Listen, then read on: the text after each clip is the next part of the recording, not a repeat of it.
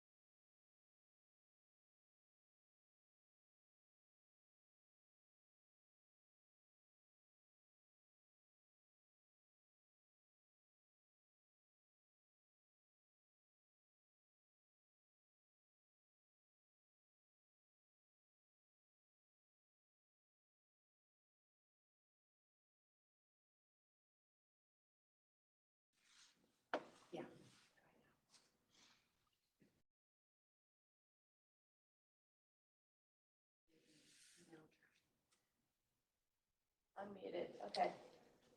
Okay. And Commissioner Hansi, can you hear us now?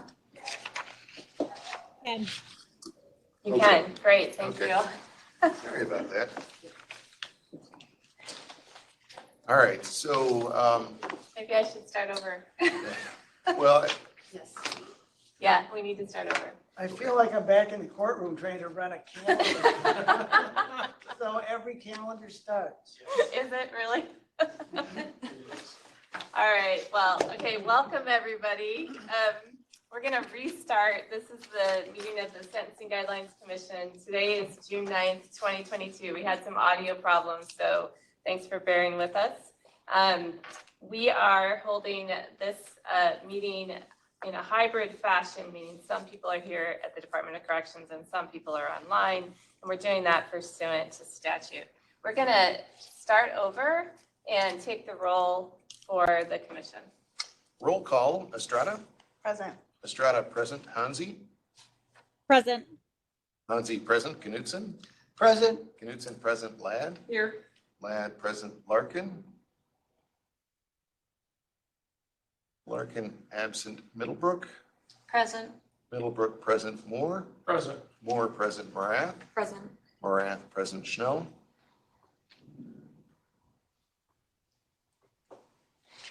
Schnell.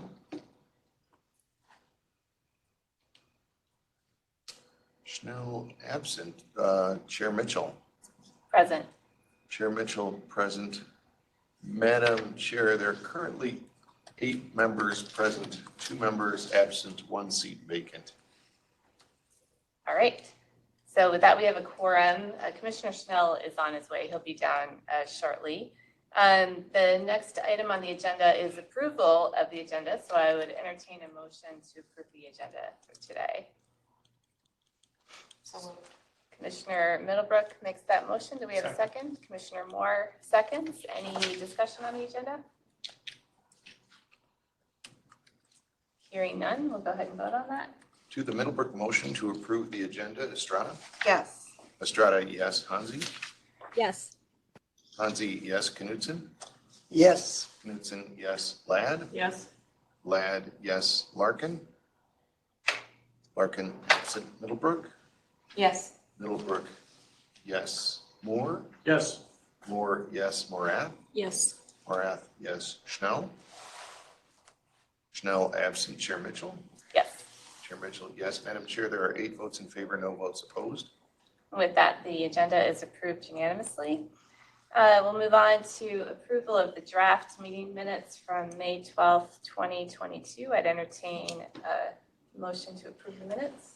So moved. Commissioner Estrada makes the motion. Do we have a second? Second.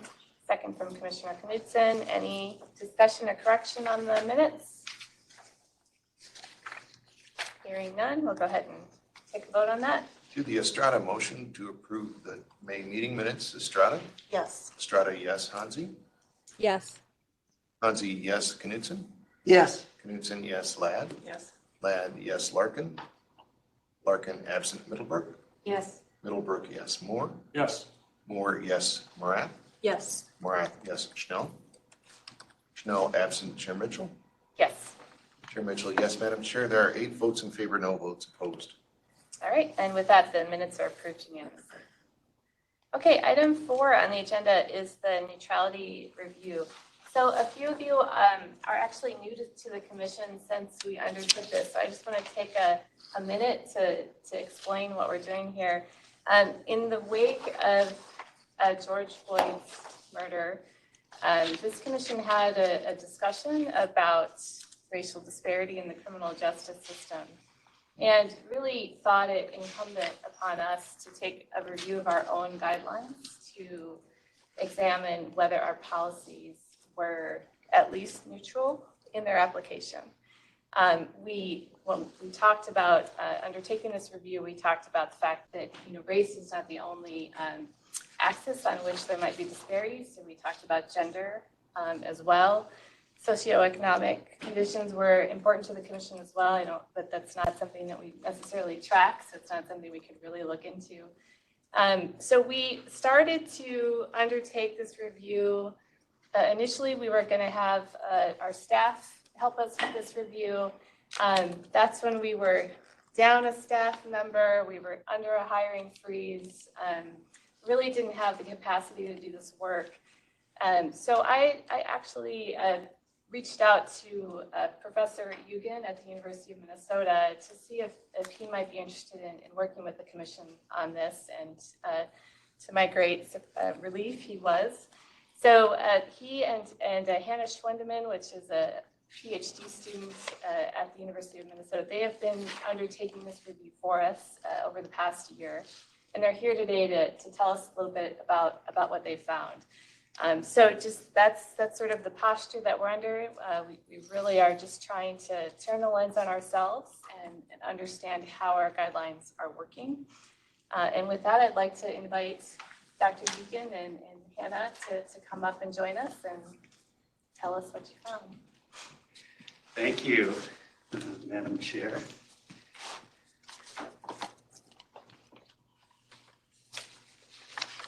We have a few different technological options, so hopefully we'll be able to see. Let's see.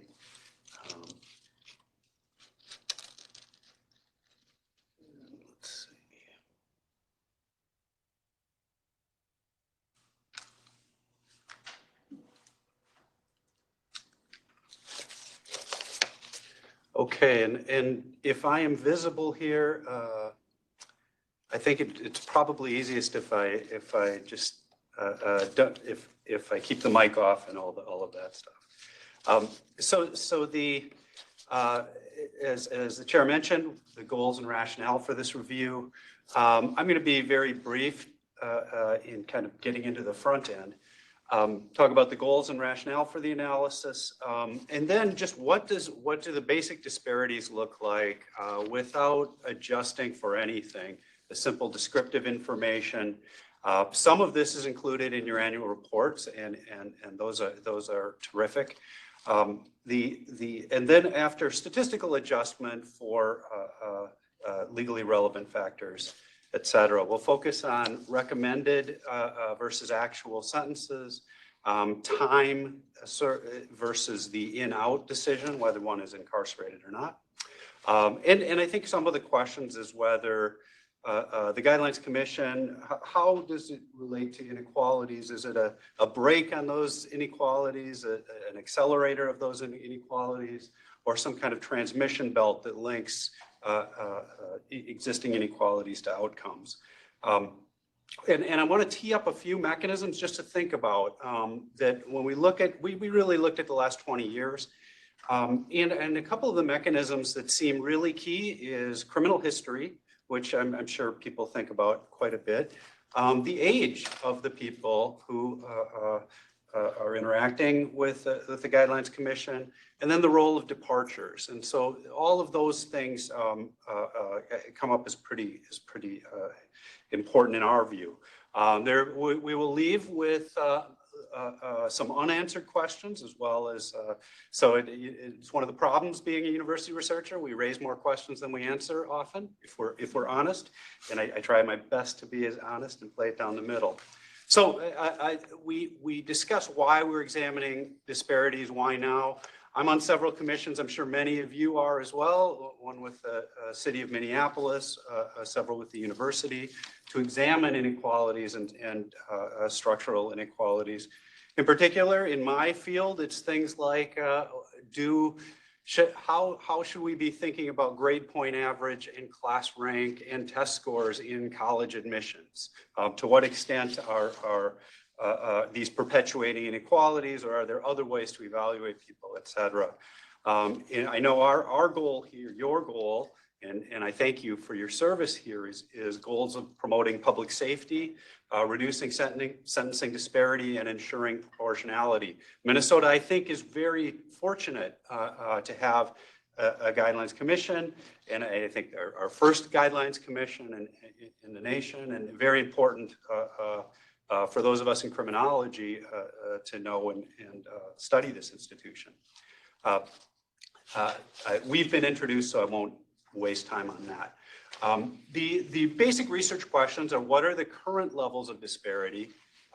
We focused on race, sex, and geography predominantly, in part through data availability. There are some other things that we could examine with proper links to other data sources. I won't get into that at the moment. And then really to look at change in the last 20 years. We've surmised that the commission would be most interested in the recent past, in what's the current situation. So there, we don't look at 2020 data. 2020 was an unusual year in many ways. We focus on 2015 to 2019 in many of our analyses as the recent period. There are tons of technical data challenges. I won't bore you with all of these details, but I would say as somebody who does statistical social science analysis that there are lots of challenges. And maybe I should say it's not as easy as I thought it might be when I was first invited to examine these processes. In part, decisions are all made at the same time. There's lots of unmeasured characteristics that are hard to track. There are non-standard distributions of confinement, et cetera. There's a changing legal structure. All of these things are very important to understanding the analysis. As I mentioned with regard to criminal history, I think it's very important to recognize that disparities that affect criminal history are sort of baked into the guidelines themselves. They're baked into the grid. Richard Fraze of the University of Minnesota Law School, I've studied his work on race and guideline systems. And indeed, this is a key point that I think I'm going to return to a couple times. And it's not unique to the Guidelines Commission. It's something much like the university in evaluating students. There's many things that are, if we're going to use test scores, for example, we know that having test preparation services might improve those, and not everybody has equal access to test preparation services. So I say that things like measured race reflect structural racism and societal reaction in sentencing as well as in health and in other outcomes. So modest goals today, we're not going to try to prove or disprove any discrimination, but we are going to try to identify some trends and some potential pain points in the process. My philosophy is to use the simplest analysis possible that isn't wrong. So I will try to, there are fancier statistical methods that we can use, but and we argue about those, as Hannah will verify in our research meetings. But I'm going to keep it fairly simple here and also present with some humility. There is much that I don't know about the work of the Guidelines Commission, and I hope to learn today. So your expertise is invaluable. So again, I mentioned race, district, sex, and then changes in criminal history and points. So initially, we know there's tremendous overrepresentation in Minnesota of Black and American Indians in our criminal legal system. About 80% of the state is white, and about 54% of those convicted of felonies are white. And these are some of the basic gaps. And these are conflated with age in many ways, and which we'll discuss in a moment. We also know that Black, Hispanic, American Indian, and Asian Minnesotans are more likely to receive prison sentences than whites. This is for the period 2015 to 2019. About 24% overall are getting sentenced to prison versus about 31% of Black Minnesotans. And also to receive longer sentences. We present means and medians. So the means are often larger. The medians give you a sense for what's happening at the 50th percentile, which sometimes is more useful than thinking about a typical case. But across these measures, we do observe some basic racial disparities. We look at district. Average confinement length certainly varies across judicial districts. Historically, it's been the second and the fourth have had somewhat longer confinement periods. If we look at prison confinement, we notice the sixth was rather unusually high in this recent period as well. I'm going to fold in and collapse some of the district differences. Hannah can give you details on individual districts, but when we get later in the presentation, I'll be doing some of that. As well as percent sentenced to prison. I will move past that. Of course, men make up about 81% of the Minnesota felony population. So there are large gender differences at each stage of the system, and a much larger share of the Minnesota prison population as well. So I'll continue with that. And to receive longer sentences, again, with the means being larger differences than the medians. The criminal history is really the key determinant that I think, at least I have to think about much more carefully. This reflects both structural disparities and individual decisions. And I think about this, I met with an athletic director who does national recruiting, and he was trying to make sense of how do I look at criminal history information in recruiting athletes, and because they're exposed to different levels of social control, and it depends on where they grow up. And he's like, well, in his experience, being arrested wasn't a particularly good indicator, for example, of whether that athlete was going to succeed, in part because the risk of being arrested varies so much around the country. So I say that in that that process is similar to one that we observe here, because it reflects both structural disparities, things like the geography of the police patrol, as well as individual decisions. Well, I'll show you some of the criminal history scores by race and sex, and then look at race differences in particular points, and then compare some of these differences over time. Okay, so the criminal history scores are higher for Black and American Indian Minnesotans than for other groups. About 2.3 was the number we had over the entire period. So this is looking over 20 years versus about 1.9 for the total population. The average criminal history scores, though, have risen for all groups. So this chart shows 2001 to 2005, which is kind of an early part of the period we're examining, versus 2015 to 2019.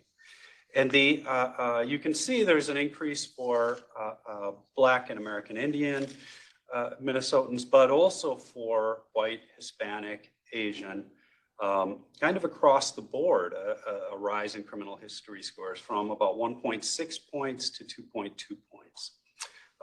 This has some pretty important implications for where people land on the grid and what happens. Now this one, I apologize for the small font. I didn't want to present a whole bunch of charts on each of the points, but we do know there are disparities in the who gets the felony point of points, who gets custody points, misdemeanor points, juvenile points, etc. Particularly, Black individuals are more likely to receive the custody point, the felony point as well. Here's another depiction of just how much things have changed in recent years. Again, rising for all groups. And this was something of a puzzle to me. I'd seen Ryan King had published a paper, a sociologist at the Ohio State University, and had suggested, I think his analysis went to about 2012 or 2015, perhaps at the latest. But these trends have really accelerated. So this is, again, fairly across the board increase. And across the state increase. We just show Hennepin, Ramsey, other metro areas, as well as greater Minnesota. The trend is pretty uniform across the state. as well as uniform for men and for women. Now, one possible explanation here is that the average age of those convicted has risen sharply as well. When Hannah and I were running these numbers, she said, well, it hasn't risen that much. It's gone from like 29 to 34. And I said, well, that's a pretty big shift in terms of the legal system. And I teach courses where I look at the relationship between age and crime. And I mean, for many years, we taught that was a pretty invariant relationship across societies, across time periods, that it's often, the peak age of arrest, 16, 17, maybe 18. And today, in recent years, nationally, it's gone to like 24. Okay, so there has been a pretty important shift here. I asked Hannah to look at the percentage that of those with felony convictions who are under the age of 25. And that's what we've got here, right? Yeah, so so that was 45% in 2001, and now it's 24%. So that's telling us, now I'm not sure, I was thinking, is this good news for the future? Does this mean that we've got fewer people coming in the front door at younger ages? My sense is if you can get people to 25 without having significant justice system contact, that bodes very well for the future. But I say that it also means for the work of the Guidelines Commission that you're dealing with a lot more repeat players. You're dealing with, people who are, as opposed to one-shotters or new entrants. I'd say, I'm going to shut up about the university, but the university is also serving. We can't assume that our students are all coming out of high school. We kind of have that mindset, that, okay, that a large share of our student body is now, what we consider returning adults. Okay, so the average age has risen also across racial and ethnic groups. So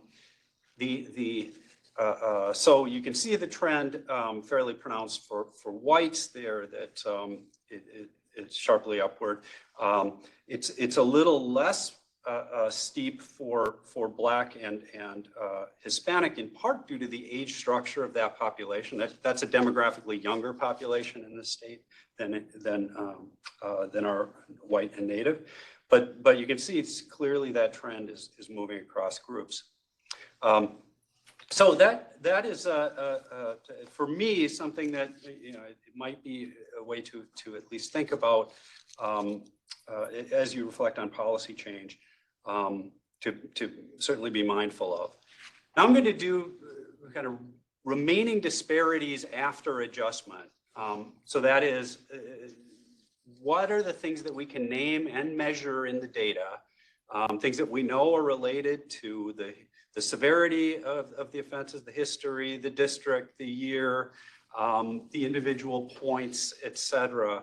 We'll look at all years and recent years, and then compare the early to the recent years and look at the departures, which I mentioned earlier, seems to be an increasingly important piece of the picture.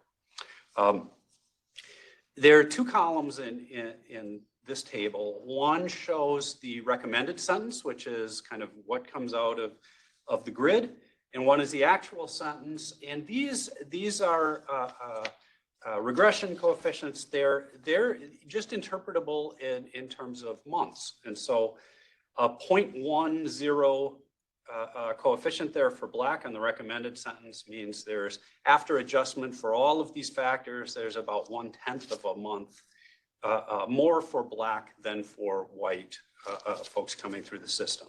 The actual sentence that's received, that's about 0.27 of a month. And you can see it's somewhat higher for American Indians and for Hispanics relative to whites. It's significantly lower for female than for male. I won't try to overinterpret these because of it's such a long period. We'll talk about the more recent period, what that looks like in a moment.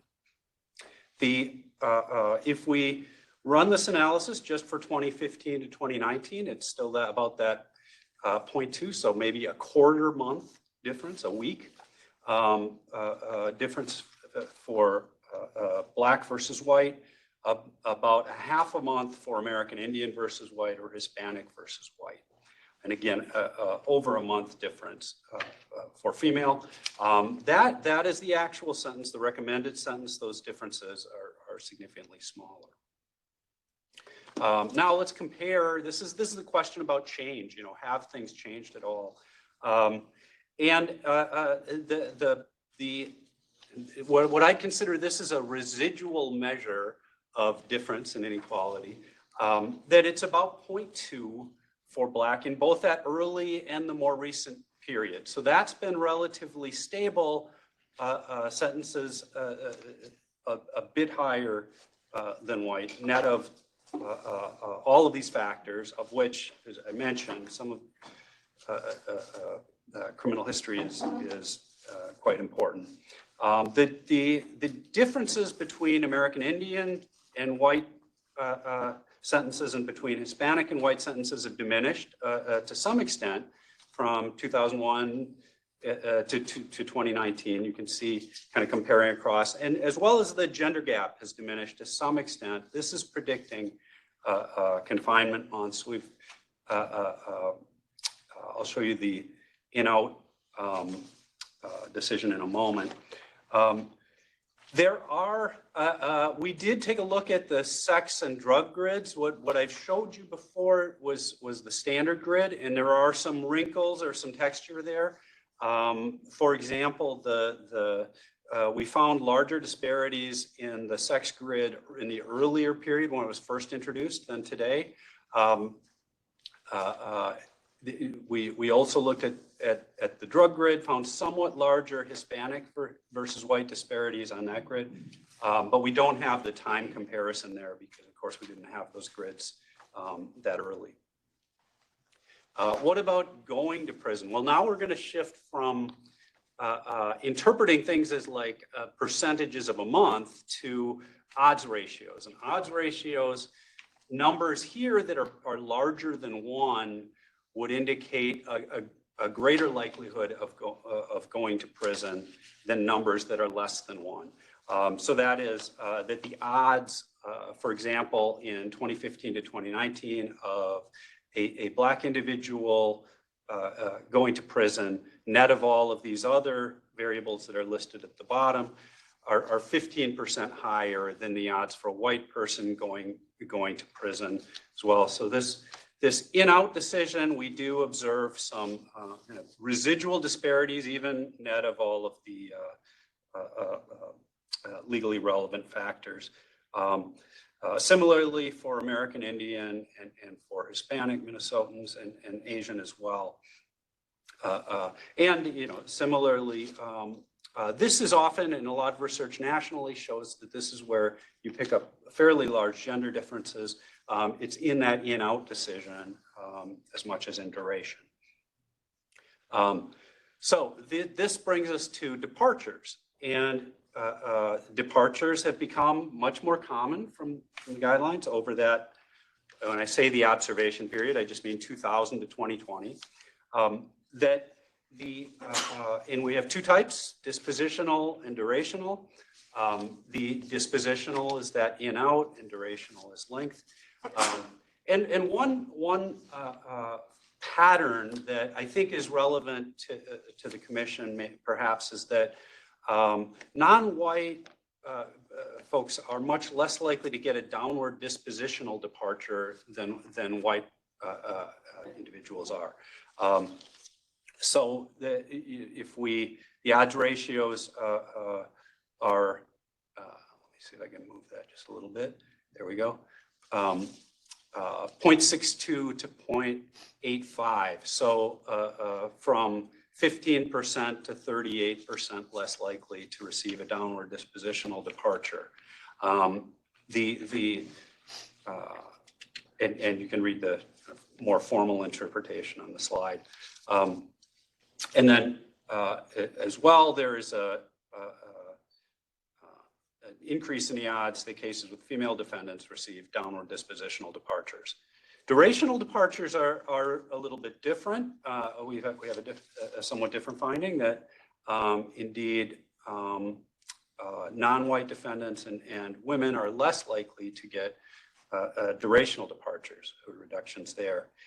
We also found distinct patterns across district with more departures in Hennepin and Ramsey County than elsewhere in Minnesota. I think we have some figures there. Dispositional departures are much more common in Ramsey County. Durational departures more common in Hennepin. And relatively few upward departures, particularly in recent years. So so if we look at this, the likelihood of regression or the likelihood of a downward departure, you can see by race, those numbers less than 1 mean less likely than whatever the reference category is in this case. That's white people. So we can break down, well, how well does the grid explain the differences? How well do relevant case differences or case characteristics explain the differences over time? We found that the black-white difference is better explained by case characteristics in 2003 to 2007, then in 2015 to 2019. But the residual differences are small. That is, that there's not that much that's off the grid that is explaining it. The American Indian versus white differences are better explained by case characteristics in the recent period. But this really reinforces the basic regression results. So let me just reiterate. So after statistically adjusting for case characteristics, including criminal history, black defendants receive about 0.23 more months than white defendants. American Indian defendants receive about 0.57 more months than white defendants, and Hispanic about 0.5 more months. And you can see what the earlier numbers were. And this is another picture of those, of a slide I presented earlier, where you can kind of compare across the numbers in the red box to see how those things have changed over the years. Now, so let me hopefully summarize fairly quickly that just some basic points. Not surprisingly, we observe larger race and sex disparities for actual than for recommended sentences. And we mentioned the gap in sentence length and how that's changed over time, and in the in-out decision. So I didn't really summarize that a moment ago, that Black, American Indian, and Hispanic defendants will be incarcerated. The odds are about 15%, 19%, and 18% higher, respectively, than the odds for white defendants. The trend is that that I want to hammer home a little bit, is the pronounced increase in criminal history scores across groups. And I was trying to think about, when crafting a guideline system and how we would think about modeling this, that perhaps this was unforeseen, or perhaps the criminal history scores were even higher in an earlier period. I do want to mention again that the history itself is part of the disparity that contributes. If we ask why, for example, the ratio of Black to white prisoners is so high in Minnesota, part of that is in the sentencing process, but a lot of it is before and after sentencing.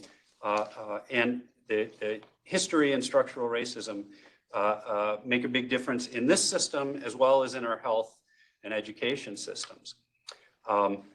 The other point is there's a 5-year increase in the average age. This is a big jump, half under 25 in 2001, but now less than 1/4.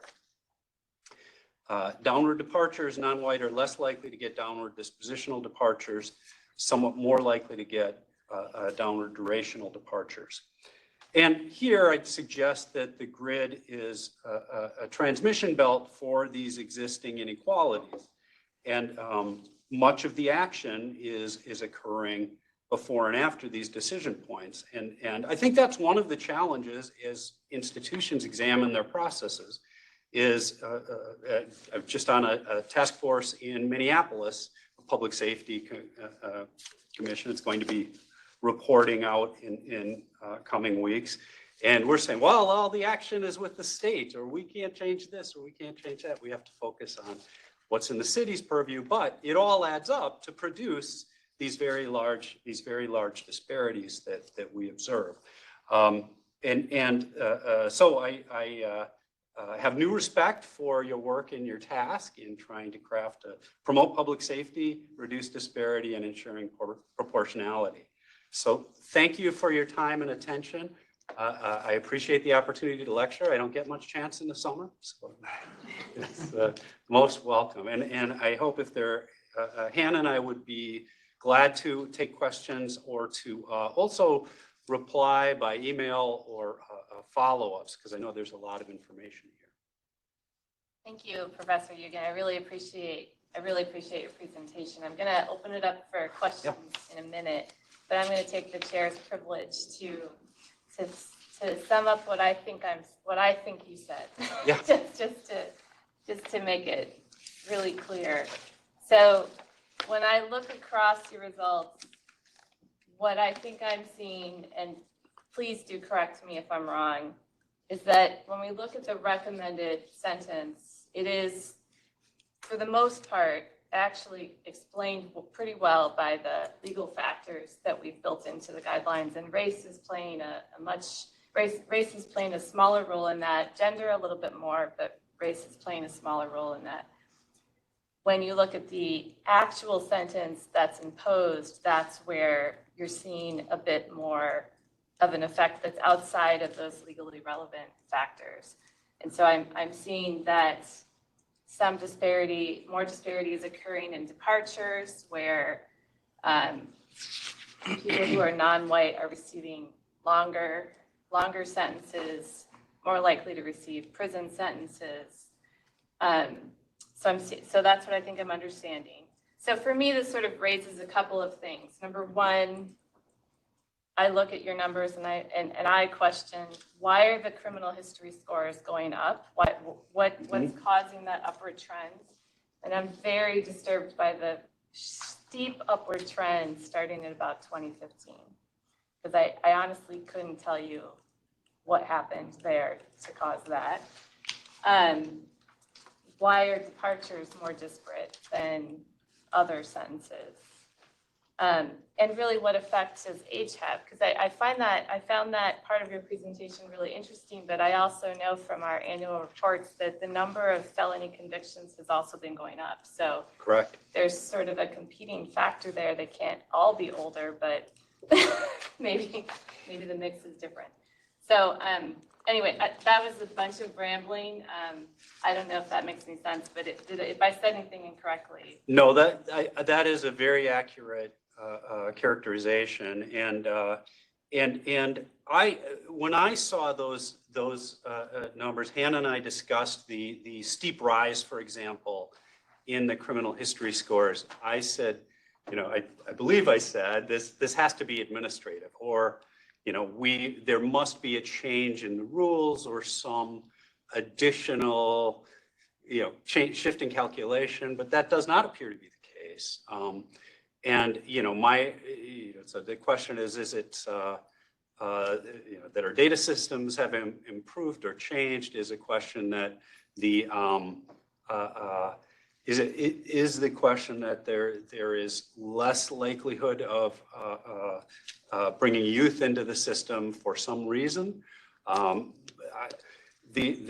I would say that the magnitude of that change is very surprising to me.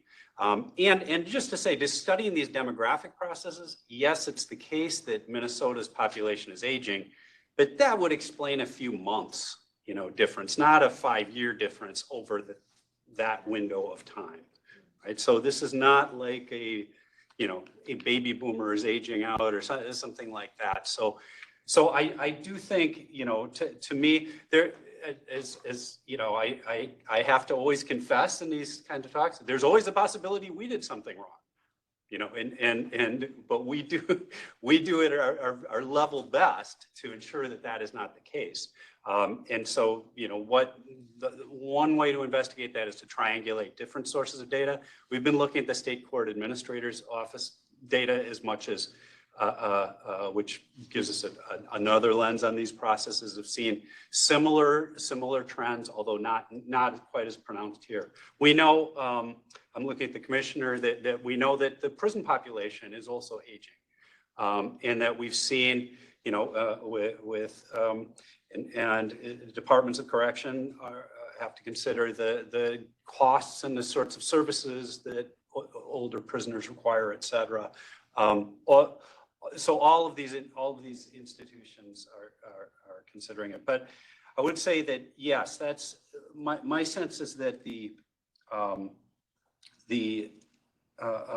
that these patterns in the clientele and who's entering the system. And I asked to just think through, is it does that matter? And I remember talking with Professor Fraze a while ago about, well, what would it look like to have a different grid, a life course specific grid? A grid for older or younger, or we know that the risk of recidivism is quite a bit different at different ages, et cetera. I haven't followed up with that, perhaps Richard has. But those are some of the key, those to me seem like some of the key issues. And I think, the difference between the measured or the recommended and the actual sentences, there are many ways to account for that. I do think, that it could be unmeasured case characteristics. I think that's some of what's going on with the gender gaps. I think it could be women's involvement in the particular offense. If I talk to judges, that's often what they will suggest to me. But it's also the case that we know we have lots of research on implicit bias. And so, for example, who is viewed as more threatening or more dangerous.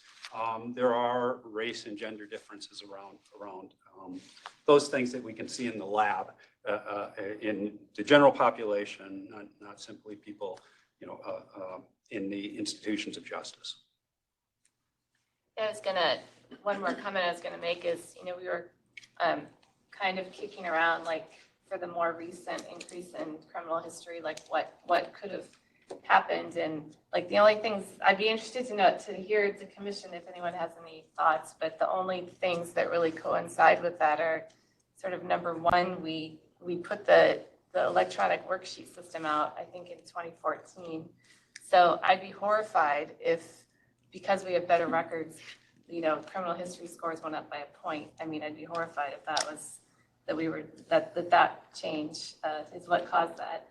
And then the drug grid that happened during that time, and I don't know if there's unintended consequences from the way the drug grid is working. So those are the only things I could think of. I'd be interested to hear if anyone else has other ideas. And then in terms of the larger increase, it seems to coincide with a lot of legislative changes, which, all the enhanced felonies that didn't exist before the 2000s are sort of newer offenses and seem to relate to some of that other increase, or that could be part of it. People incurring felonies today that would have been lesser offenses in the past.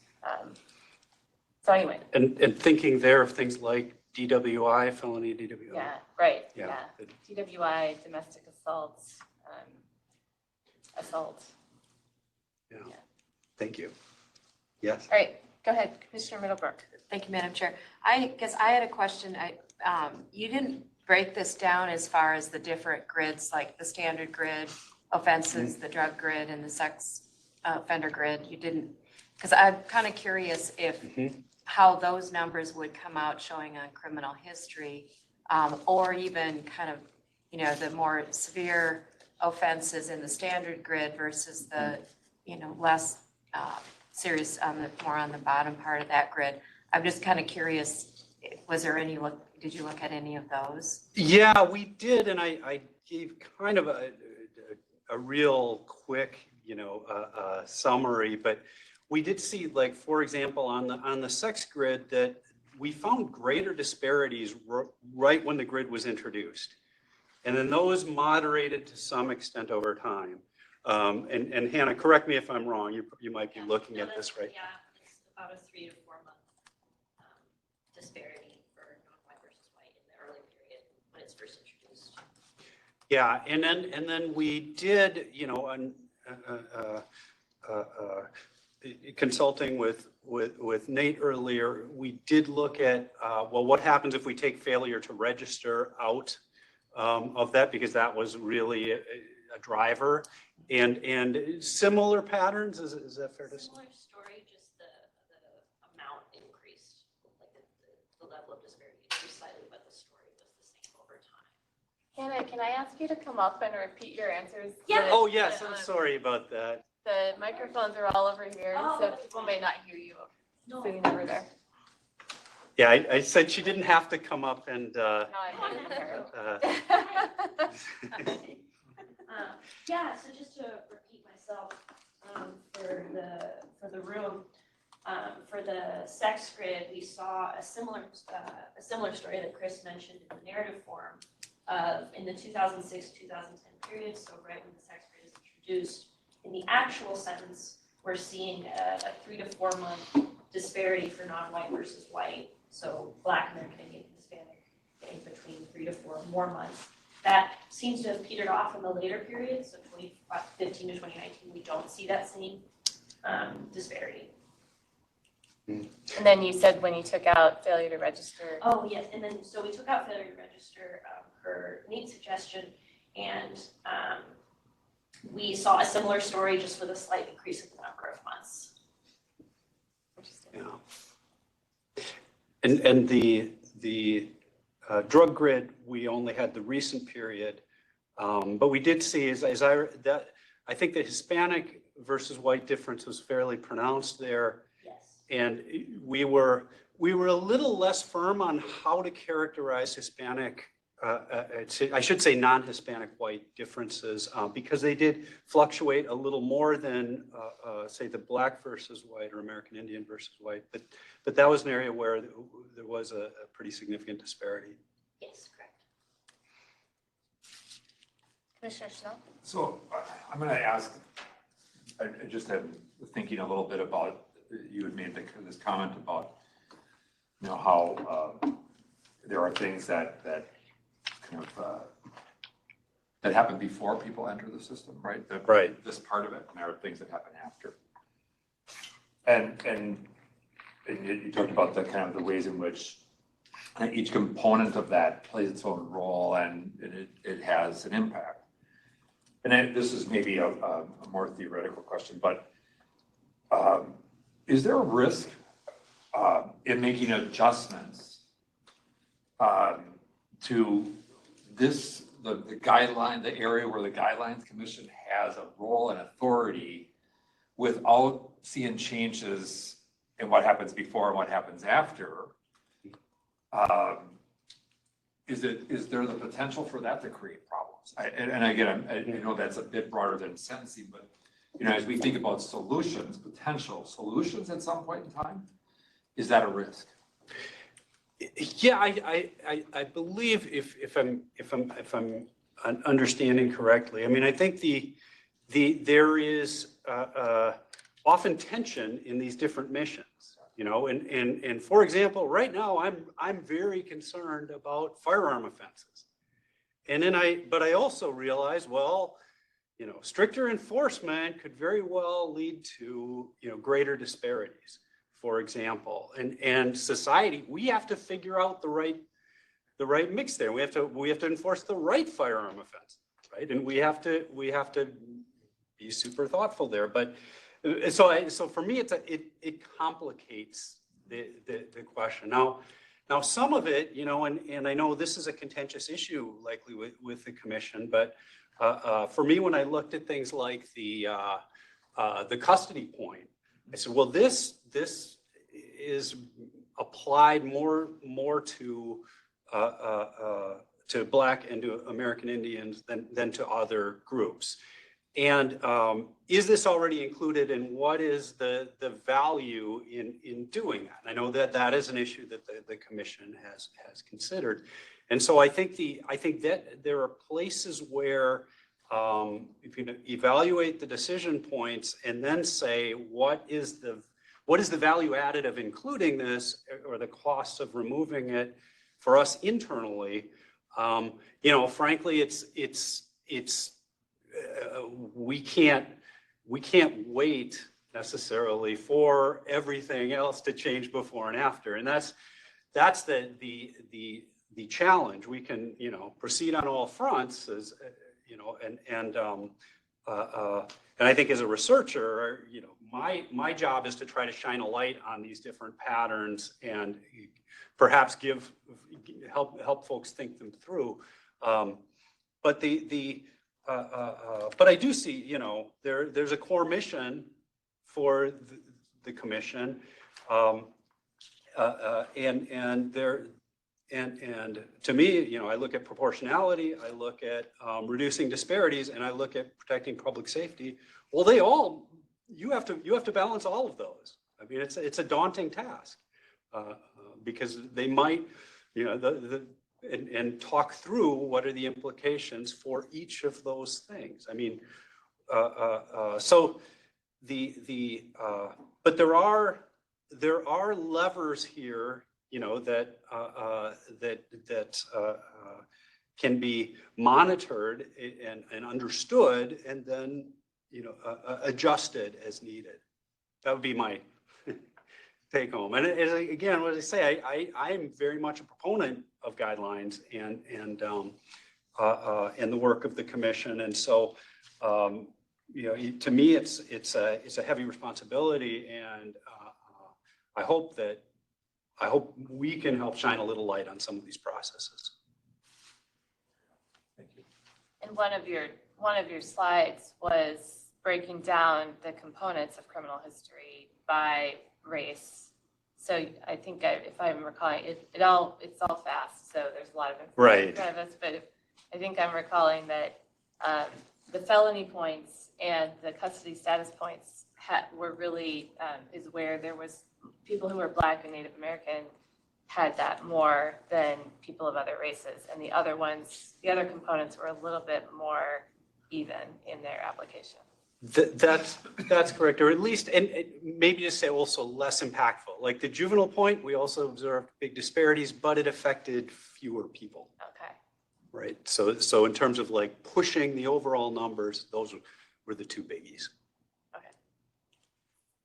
Commissioner Lett. Thank you. I have actually two very different questions. So my first one, I want to make sure I'm understanding. I'm looking at your table, that's table 3, that's the actual sentences on the standard grid that show from 2001 to 2005, the information, and then the 2015 to the 2019 tables. It looks like it goes from, I think you were indicated, like there was 3-month disparity in the sentences down to less than a month in the disparity in the sentences, and so they decreased in those time periods. Is that correct? Specifically for the sex grid, for those numbers. Yeah. Okay, so I'm looking at the one that says the standard grid, and it looks like they were essentially, they're trending in this way, and the variables that are being used are all the same. So I'm just wondering if the variables are the same, what would account for a reduction in the actual sentences if the variables have remained the same? Maybe that's not a clear question, but I guess it's interesting. Yeah. The variables are the same from 2001 to 2005. The actual sentences, but then in 2015 to 2019, the actuals are reduced using those same variables. So what could account, or what would be some sort of contributing cause for that to change? Well, in these, like in that table, those are the differences in between the groups. And so that's saying that the gap between Black and white or American Indian and white, but it doesn't necessarily just, talk about the overall increase, but it does suggest that there's less disparity in recent years. And so, I think I can speculate, that there may be greater consciousness or sensitivity. There's certainly been many trainings, et cetera, on reducing disparities. Perhaps less implicit bias could make a difference there. So at least for American Indian and Hispanic versus white contrast, that those are trending toward equality. But there is still a gap. For Black, it's very similar as to what it had been, net of everything else that was in the model. But it's a good question, like what would be accounting for it, and it does seem we can't get too refined because the numbers get small and the number of cases that we're analyzing get kind of too small and to do real specific district or county analysis. But that seems to be the trend. So if the so I'm not answering very, very clearly, but just to say, you're. Well, I didn't ask very clearly. No. That's good. I spent the time last night watching the Twins defeat the Yankees rather than preparing my presentation. So I feel pretty good about it. So does my wife. So if I could just then pivot on a different question, I'm wondering, I think Chair Mitchell, you brought up like in terms of like that age issue about seeing the age, and I just wonder, and we talk about like that 2015 as sort of being sort of a benchmark of something, we don't really know what, but I'm wondering about the advent or the use of our specialty courts, our treatment courts, our diversion courts that essentially capture folks to divert them from what I would say traditional court process and procedure to keep them out of the criminal justice system. And if they're successful in that process, they're diverted from what I would say traditional court and traditional outcomes in a court proceeding. And I know that, and I might have my stats wrong, so I hope I'm not going to be quoted on this, but I think there are only like 5 or 6 counties, my county being one of them, in the state that does not have any kind of specialty court or treatment court. And so I wonder if that has some sort of impact or play into seeing the different age groups and numbers about sort of how the judicial system is responding to maybe first-time offenders or younger offenders by diverting them through those programs and not through a traditional court system. I mean, it's not really a question, it's more kind of a statement that I just don't know when sort of the advent of all those kind of came about, but it does seem to me that it was probably around that time period that that was occurring. Hennepin County has had those for a long, long time, but around the state, they really kind of took some time to get out there. So I don't know if that's an answer, and that's an interesting sort of read on what's happening in those systems that's creating maybe a change in terms of who ends up in traditional district court kinds of proceedings. Interesting. Yeah, I'd add, I think that, around the country, there's been changes in treatment of 18 to 25-year-olds, emerging adult, that period, and or the extension of juvenile court jurisdiction to later ages. And people said, well, that is going to, we're going to have more kids in the juvenile system or more young people in the system overall, and that hasn't happened. And so I think the philosophy I know in Connecticut and some other states has been that, well, if we can kind of keep, through the specialty courts or through alternatives, if we can keep people from coming to prison by age 25, we're in good shape. Now that means that the composition of the group that is still left are more of those repeat players, and that may change how we think about it. But I think this is a pretty profound shift, that if if, for me at least, I think about this a lot. If my image is a young man committing a serious crime, who's a teenager or barely out of their teens, it's somewhat different when we think about, well, what are their needs when incarcerated? What are their needs for education, training, et cetera? What kind of social connections do they need? Then if it's somebody who is in their 30s or 40s. And it doesn't mean, elder folks I've got research showing they're more responsive to some types of treatment than younger folks. But it does mean that they're in a different phase of the life course. And so, perhaps, one rosier kind of explanation is that some of these efforts have been successful in keeping people from picking up new felony convictions and keeping them from the front door here. And that would be bode well for Minnesota's future. Commissioner Schnell? Just related to that, I think it's an interesting observation. I was just looking back at 2015, and I don't know, because we don't have necessarily the data to say, we know that the population has dropped some, so that certainly accounts for a portion of it, but I don't, that wasn't enough there to, to offset that. And then, I was thinking about what were some of the upstream changes that happened. And 2015 was the release of the 21st century policing changes, was a significant thing that came about as a result of a lot of issues related to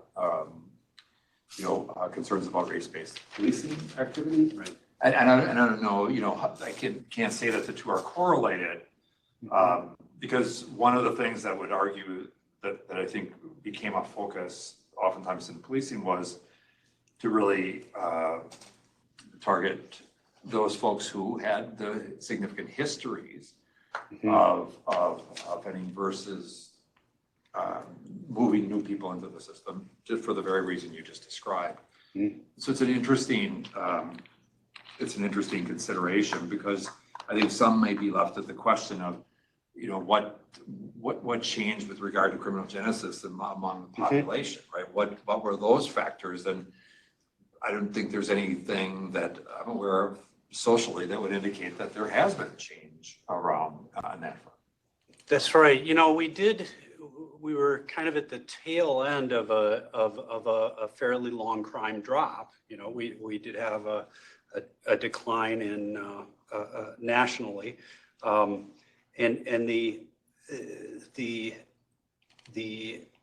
I think some increasing sensitivity to inequalities here. There's still, I think we're, again, all institutions. I think it. I study justice institutions, but every institution, every public school, every hospital, all are reevaluating some of their practices and some of the assumptions that have perpetuated disparities, perhaps not creating them. So I do see increasing consciousness. I think the goal is, of course, to zero out disparities, and we can be glad where they're being reduced, but the fact that they persist in some form, and I think about that. Well, is a couple of weeks of confinement a big difference? Well, yeah, if it's me, that's an important difference. So that's right, and I think that the hope in doing an analysis like this is, and periodically, I do really applaud the effort, is to look at it from several different angles and from multiple angles, and think about how the taken for granted assumptions that we're all using are playing out, and what are there alternatives to them. I know when Hannah is in graduate school now, we suspended we've now made certain tests optional. Tests we know have a racially biased impact. Students can submit those with their application, but they don't have to because we found, well, they're not that predictive of success in graduate school, the graduate record examination, for example. And I think those are the sorts of questions. I'm not saying, God, do away with criminal history. No, I think, this matters, but how we measure it or what we consider important or what we add to that, all of those things I think are well within the purview. And I know I can be, I have the luxury of being in the ivory tower and thinking, about how the world should operate. And not these very specific, difficult decisions where you've got, as I say, I respect the competing prerogatives that the commission has.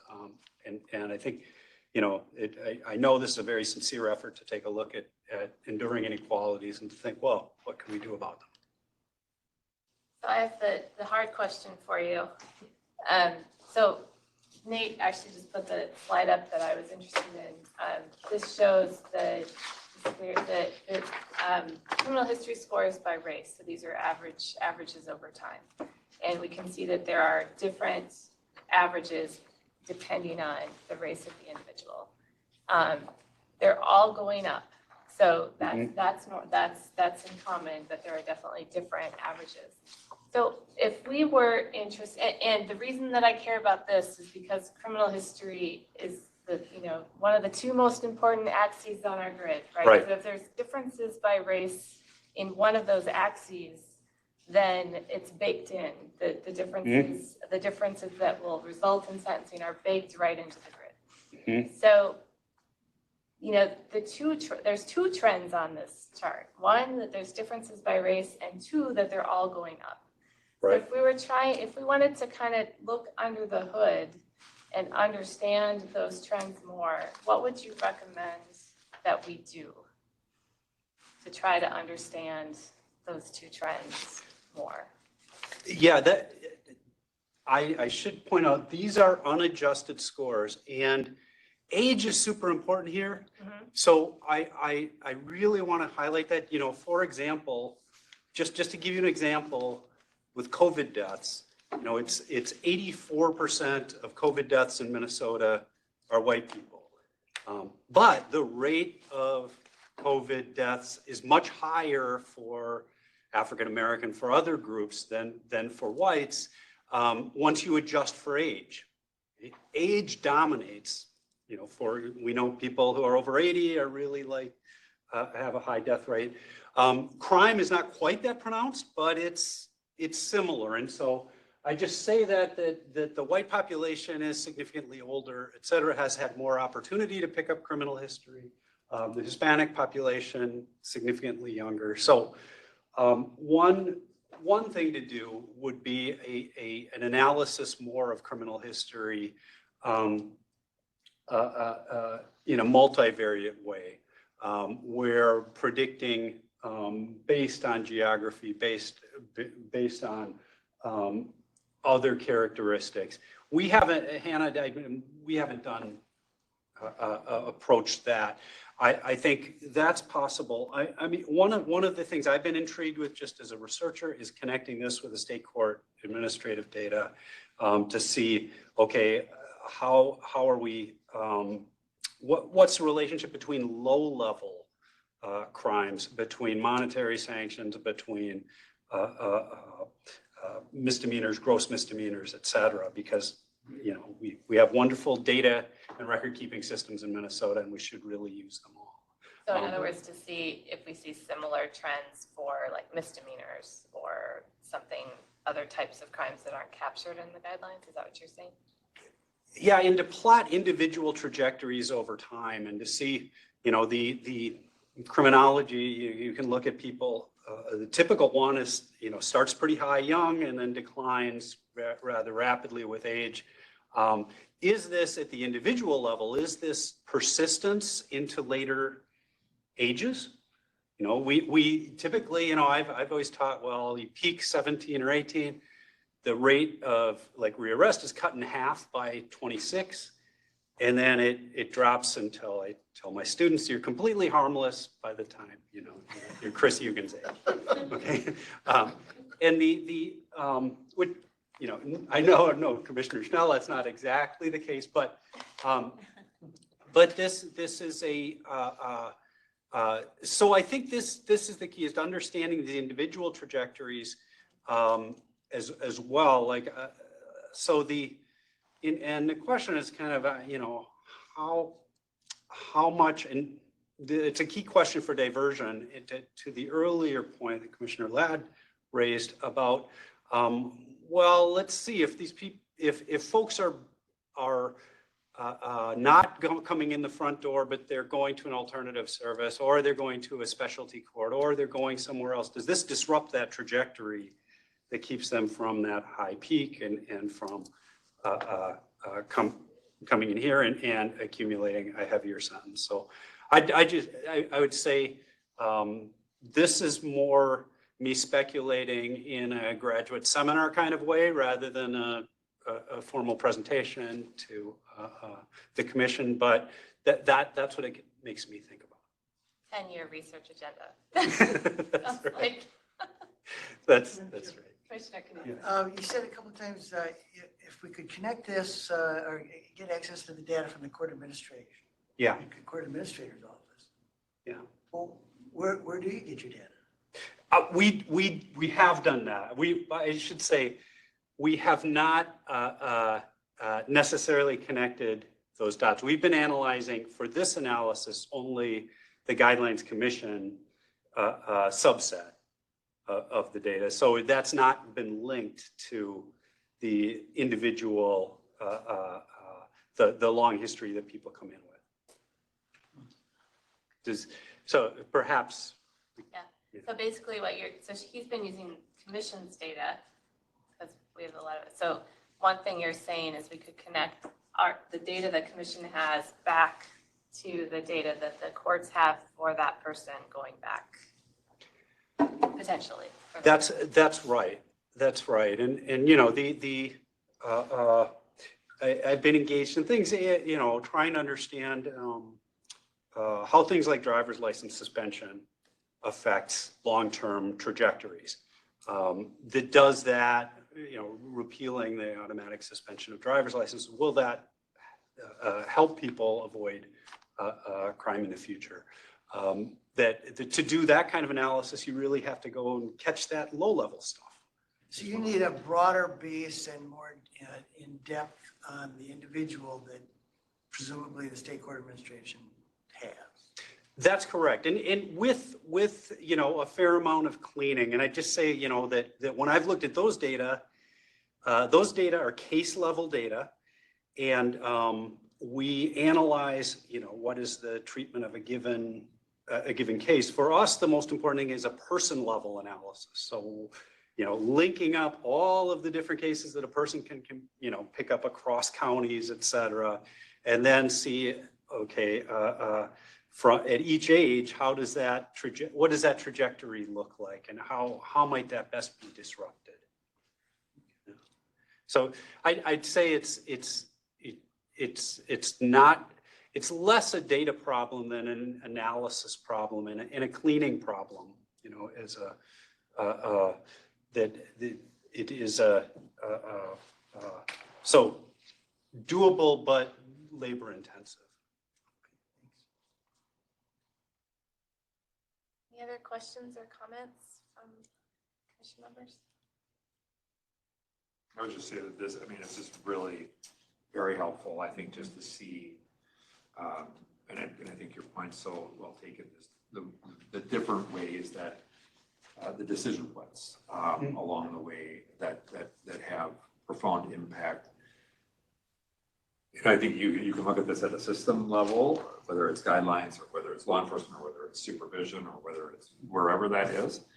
And you can look at this at the individual practitioner level. And then I think you're talking a little bit about, I think in response to Commissioner Knudsen, was really kind of that reference of almost the individual characteristics, right, that you might be able to look at trends or patterns.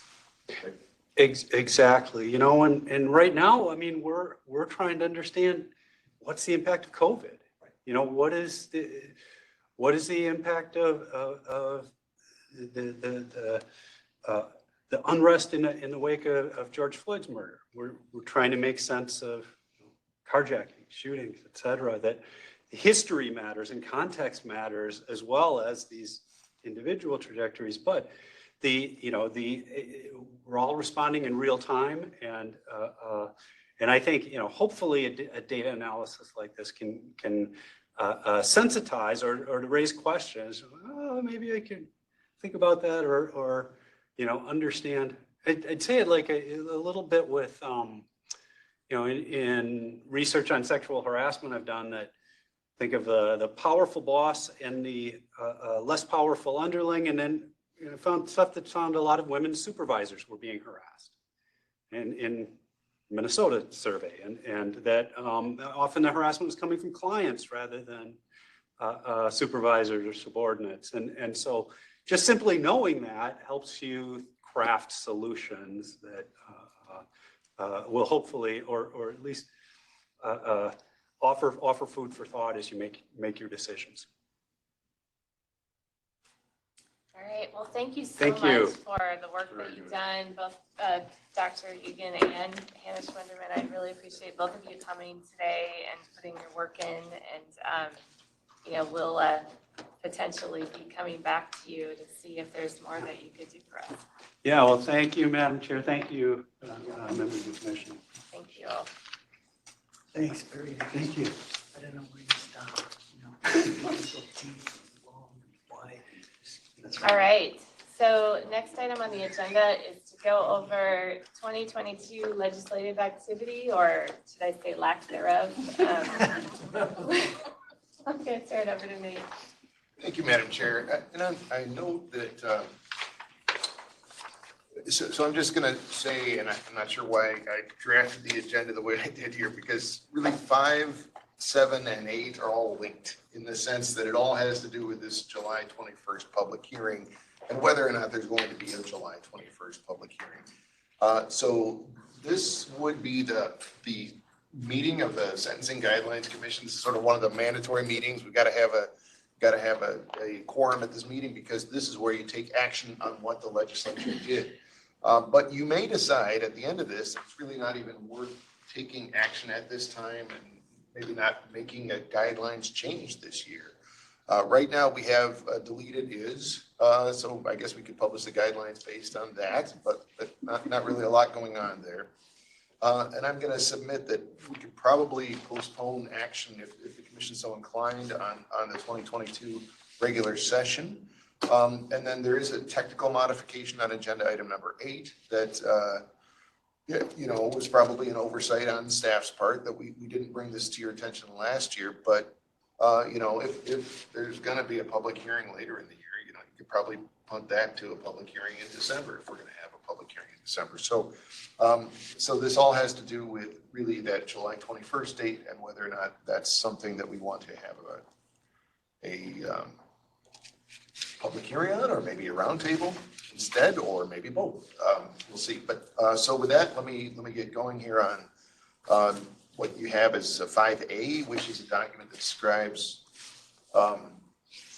the regular session laws. So really quickly, there's a couple of law changes that don't directly affect the sentencing guidelines. One is that bill that you supported that would convert your staff to classified service, and so they are now going to be converted to classified service effective July 1st.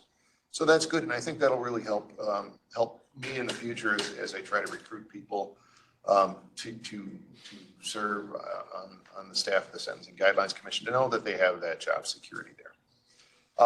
There were some changes to the Minnesota Code of Military Justice, so there's sort of this alternative universe of felony prosecution, if you will, that occurs with respect to members of the National Guard who are in state status. There's a uniform code of military justice that covers them if they're under federal status. So you might be interested in that. But let's go on to section B, which there's one bill, as far as I could tell, that affects the sentencing guidelines in any kind of direct way, and that has to do with competency restoration reform. So This was the last train leaving the station on the last day of the Sunday night when they could take action. This was the last bill that was passed. And Chapter 99 is the last. There is no Chapter 100 in Minnesota laws this year. So, and this was about mental health concerns in general, but a big chunk of it was about competency restoration reform. This grew out of maybe several sources, but certainly the driving source, I think, and Commissioner Middlebrook will correct me if I'm wrong, was the Community Competency Restoration Task Force, which by the statute that created that task force, the Sentencing Guidelines Commission was required to appoint somebody to, and the commission appointed Commissioner Middlebrook, and the task force's recommendations, which didn't occur this year, I think they might have occurred last year, were one of the driving forces behind this competency restoration reform.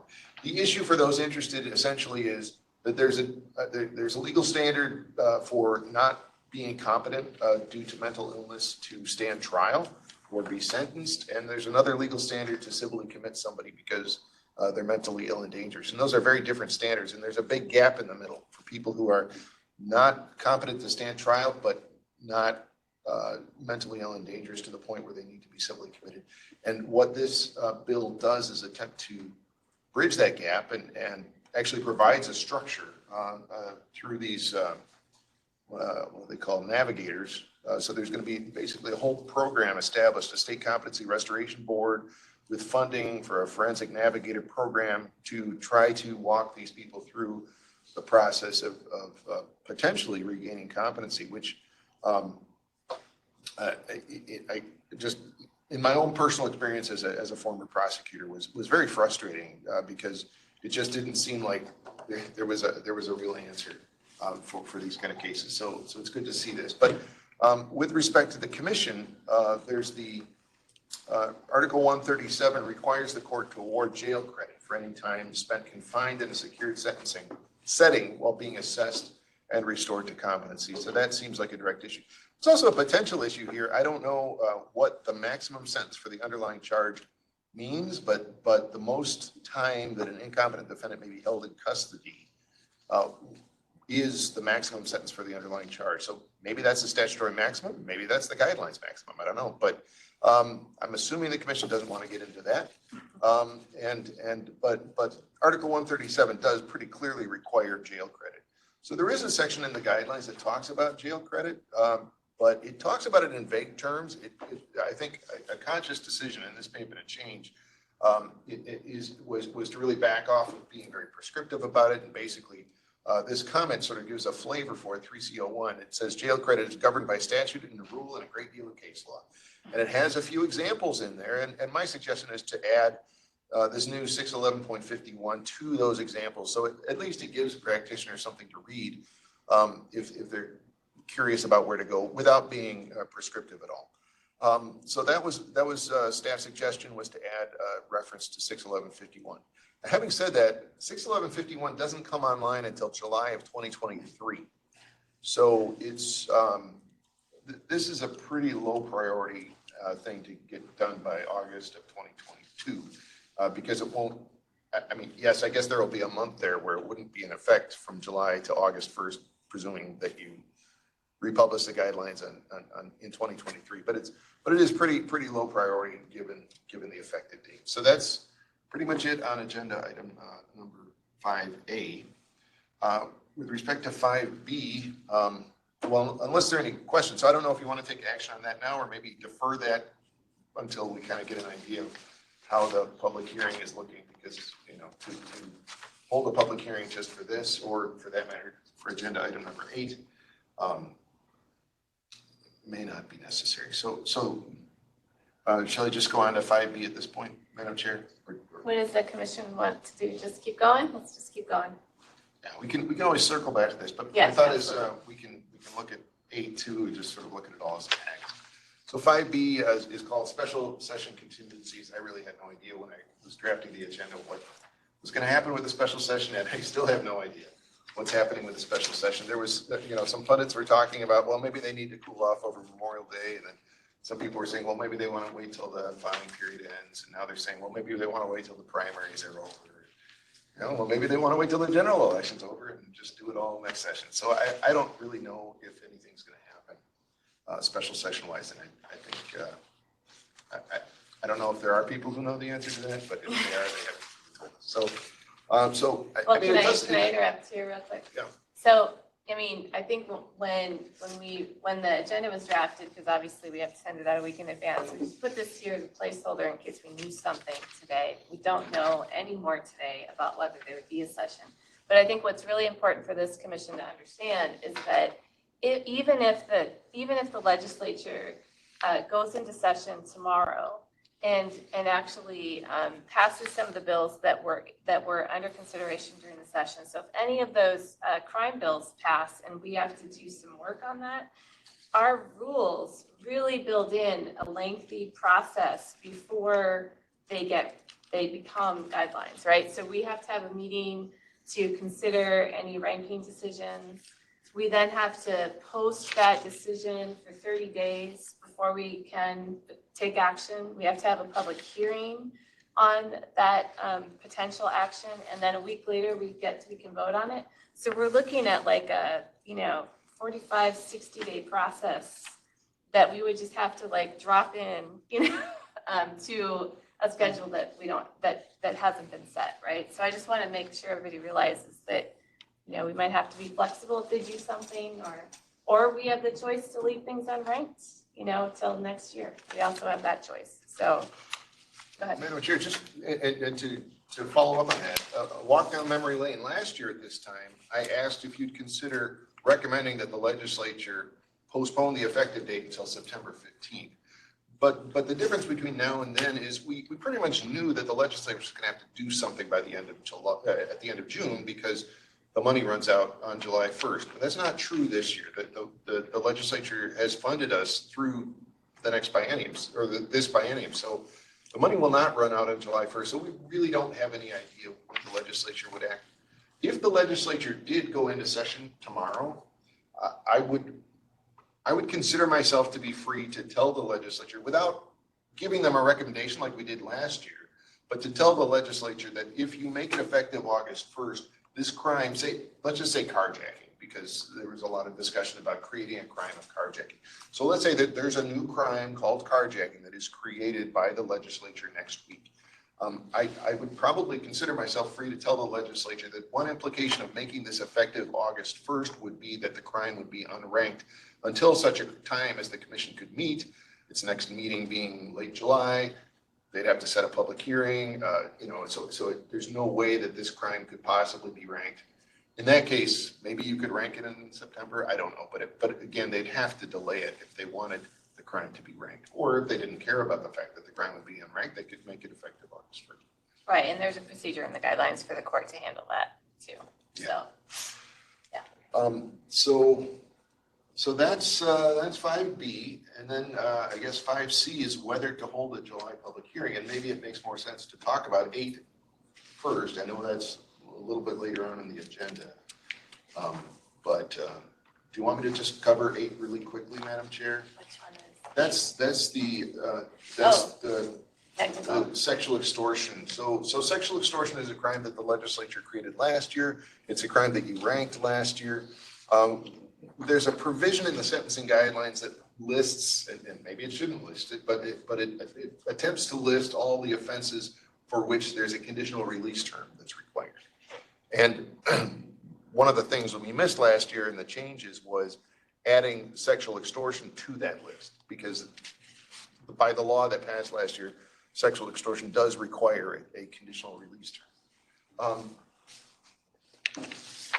I don't know if we did change EWS so that if a judge is sentencing somebody for sexual extortion, it will show up on the worksheet that, there's a mandatory conditional release term. So I don't really know that anybody's not getting the conditional release term, provided they're doing the sentencing worksheets. I don't know that this is necessarily changing anything. It's something that should be fixed. I'm not going to tell you that it's a really hot and burning issue. But it's something that should be corrected at some point in time. I don't know that it's necessarily worth holding a public hearing for by itself. Commissioner Middlebrook. Thank you, Madam Chair. Just a couple of questions on that. Do we have to have a public hearing if we make a technical change like that? Well, I mean, so I would rely on what the statute says is that other changes are according to the rules that the commission establishes. And the commission has established Chapter 3000 in the Minnesota Administrative Rules. And I don't think that those rules necessarily make a distinction between technical changes and non-technical changes. It pretty much says if you're changing the guidelines, I should probably pull up those rules, but my recollection of those rules is it says if there's going to be a guidelines change, you have to have a public hearing. So I don't know that there's authority in the rules that you made for yourself to just kind of make technical changes without a public hearing. And maybe there'd be a difference with the commentary because the commentary technically isn't the guidelines. It's the commentary, but Yeah. Well, I think that actually the larger issue is like, even if we vote to make these two technical changes today, is it worth putting out a new set of guidelines this year for those technical changes? Or do we just leave the guidelines that we have in effect for this next year and pick those, fold those into whatever changes we make next year? Commissioner Middlebrook. Thank you, Madam Chair. I have one more comment. Yeah. On the other matter about the credit, the jail credit that isn't with that statutory 611.51. In fact, that's not going into effect until July 1st of 2023. I think it's going to be too confusing if we try to put that in this year. And also just the fact that Rule 2001 subdivision 11 already provides for credit for the exams on those. I think that covers that, and they're going to be working through getting this whole program with the forensic navigators. So my opinion is that we should wait on that so it doesn't cause the confusion because there won't be that statute in place yet.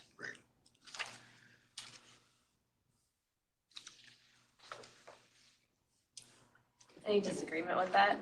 Commissioner Knudsen? Basically, these aren't commission changes. These are statutory changes that have been made by the legislature. They're codified already, or will be. And they're relatively minor, even though those statutory changes need to be reflected in our guidelines. We're not actually making the change ourselves or initiating the change. So I would agree, just hold off. The public should be aware, or the ones that are concerned about those issues need to know about those issues through the statute, so. Mm-hmm. Yeah, I would agree. I mean, all we're doing is reflecting changes that were made elsewhere. Any other comments? So are we doing any actions today, or are we just going to hold everything for now? Is the action you're asking if we want to actually take formal action not to act? Well, well, there's one thing, okay. One thing we could do is number 8 would make the change regarding conditional release for sex trafficking. It would change the guidelines. However, and we have one change like that that's in the hopper waiting for the next public hearing. So we could act and make that and say that that's the change we want to make, that will move it to public hearing, but doesn't, and whenever that public hearing happens. So it could just kind of be waiting. So we could do that. And I think it's a separate question about whether we do the other action, because if a public hearing happens before the other law goes into effect, I think that's really awkward. Right. So I would say maybe we don't do 5 or 6 or whatever number that was. But we could get 8 off the books and just bring it back the next time we have a public hearing. I would move that. And I would second that. Okay, so Commissioner Chanel moves to make whatever modification is in number 8. Maybe Nate could give us the right words for that. And Commissioner Estrada seconds. And 8 is, I have to pull up the sheet. My computer does not want to work today.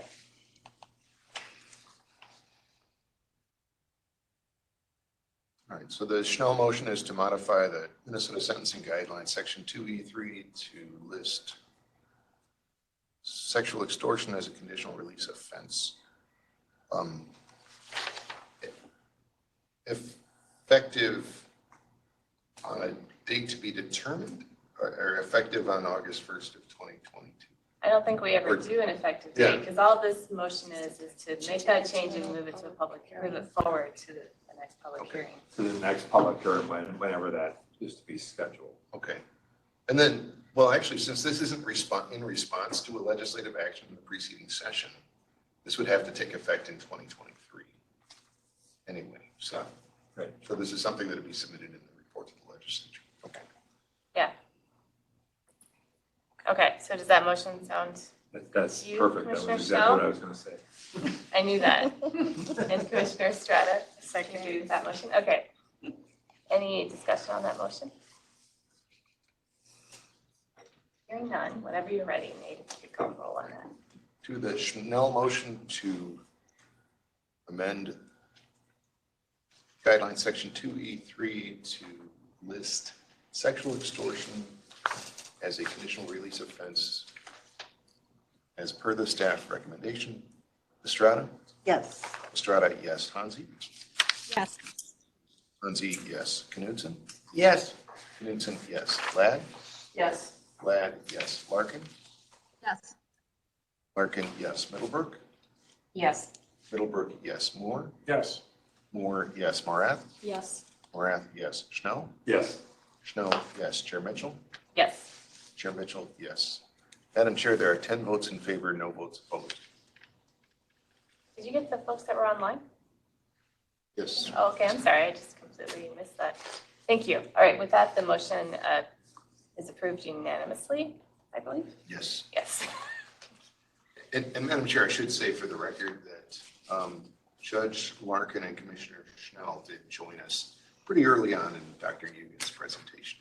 Thank you. Yes, thanks for correcting the record. Okay, so then what that means then is, so we had dealt with number 8. We are, number 5A is where adding, 5A is the jail credit change, and we've decided to defer action on that until next year, until we're sure that law goes into effect. And then so then the question left would be whether to hold a July public hearing. And so I just want to get that on the record. I think the consensus is we don't have enough here to hold a public hearing, so we'll just hold the items that we have, the technical changes that we've made until whenever it is appropriate to hold a public hearing next, but no July hearing. Okay, great. I think that does number 5 and 8. I think we're done there. We can move to 6. All right. Thank you, Madam Chair. So 6, to continue the sex trafficking review, we have a couple of documents here for you. So the first is 6A is called Case Law Regarding Sentencing and Aggravated Sex Trafficking. So I pretty much just looked up all the cases that I could find that had to do with sex trafficking. There was one published Court of Appeals case, no Supreme Court cases, and several unpublished Court of Appeals cases having to do with aggravated sex trafficking. So this is not looking at sex trafficking, although Ivy, which is the one published case, basically held that it was an error to treat the case as an aggravated sex trafficking case because it wasn't charged out that way. So what happened is Ivy, the prosecutor did allege and prove a number of aggravating factors, but the judge did not ultimately sentence, did not impose an aggravated departure as the judge could have done. based on those aggravating factors, but instead applied the statutory aggravating factor of multiple victims. But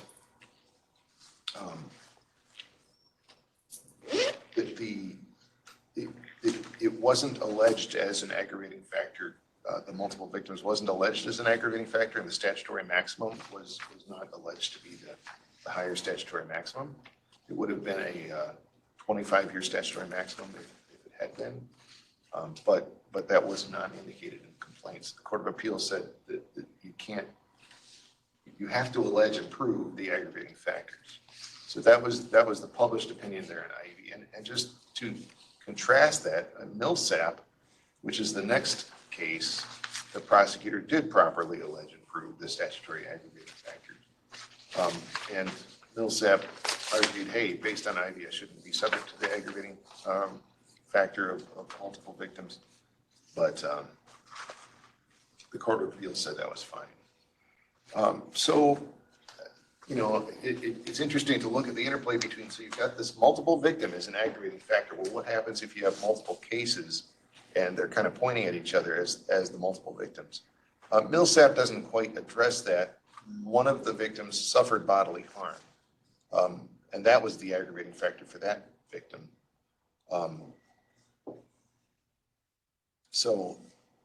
And as part of a plea deal, Millsap only pled guilty to one of the victims. So it was pretty clear that it was permissible to sentence Millsap for the aggravating circumstance of having multiple victims where there was only one defendant convicted. It's less clear whether, if you had two victims and both were alleged as multiple victims based on the other victim, whether you could properly sentence somebody for both as an aggravated offense. Does that make sense? And there really wasn't a case that was on point with respect to that. Let's see, going back to Ivy, so the other IV2 and IV3 really don't have to do with aggravated sex trafficking because IV1 decided that it wasn't proper to sentence as aggravated sex trafficking. So you end up with Ivy's initial 700-month sentence getting whittled down to 581 months, and then ultimately 433 months. The 581 months wasn't proper because you can't, in Minnesota, you can't do upward durational departure if you didn't do an upward, on resentencing, you can't resentence somebody to an upward departure if you didn't do an upward departure at sentencing. So ultimately, Ivy gets 433 months imprisonment using multiple top-of-the-box consecutive sentences. The next case I want to talk about is Davis. Sorry for jumping around here. Davis, the defendant, is sentenced for 2 counts of second-degree sex trafficking, both aggravated. I thought Davis was a really interesting opinion. I'm not sure what I thought about that, but so the defendant was sentenced for 2 counts of second-degree sex trafficking. Both of them were aggravated. 1 count was aggravated because of bodily harm inflicted on the first victim. The other count involving a second victim was aggravated because the offense involved more than 1 sex trafficking victim. So the district court, okay, so I guess this is that situation that I was describing before. So the district court imposed 228 months on the first count and a consecutive 96 months on the second count. And the Court of Appeals said that the district court couldn't rely on the same factor, multiple victims, to impose a longer presumptive sentence and a consecutive sentence because the defendant would be being punished twice for the same conduct, which is kind of interesting because there's no finding that's required to impose a permissive consecutive sentence. Right? That's a discretionary decision on the part of the judge. The judge doesn't have to articulate substantial and compelling reasons for a consecutive sentence. But in this case, the Court of Appeals said that the district court did that because they were relying on the fact that there were multiple victims. And since that elevated the presumptive sentence and resulted in consecutive sentencing, that was double punishment. Those 2 cases that are cited there, Edwards and Thompson, I think are both important cases in holding that the defendant can't be punished twice for the same conduct. And then Diggs was consecutive sentencing with multiple victim aggravator. That was permissible.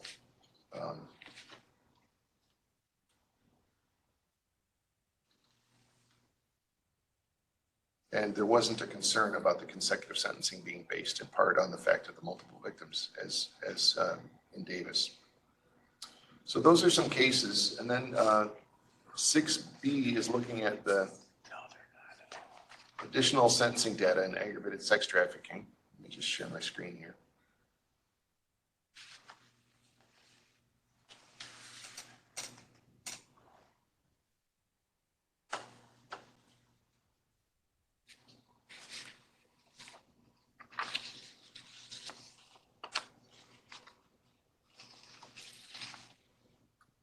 All right, so you've seen this chart before, but this shows the number of cases in which these aggravating circumstances appeared.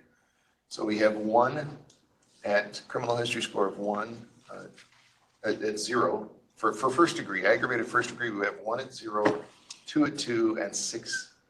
I'm sorry, 1 at 0, 2 at 2, and 2 at 6. For second degree, we have 1 at 2, 1 at 5, and 6 at 6. So the concern had been raised at the last meeting, while we don't want to reduce the sentences, I think is what one commissioner was saying.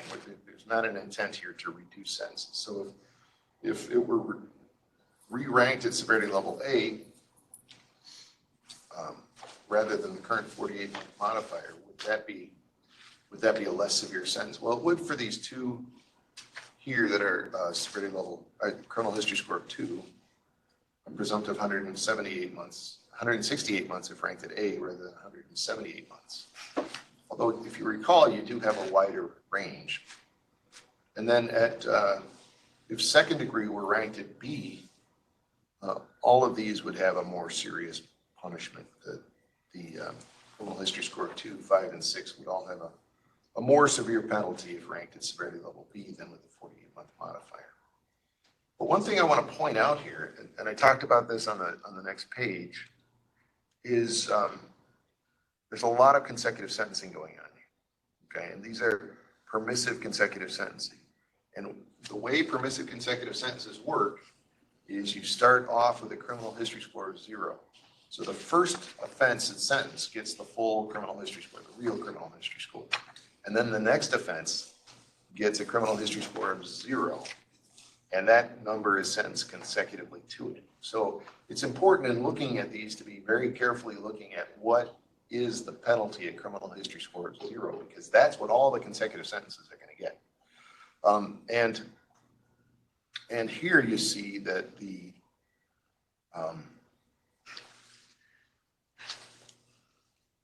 so for second degree, I want to point out to second degree, because a lot of these cases were second degree cases where the defendant was basically running an operation with a lot of people who use sex trafficking, basically.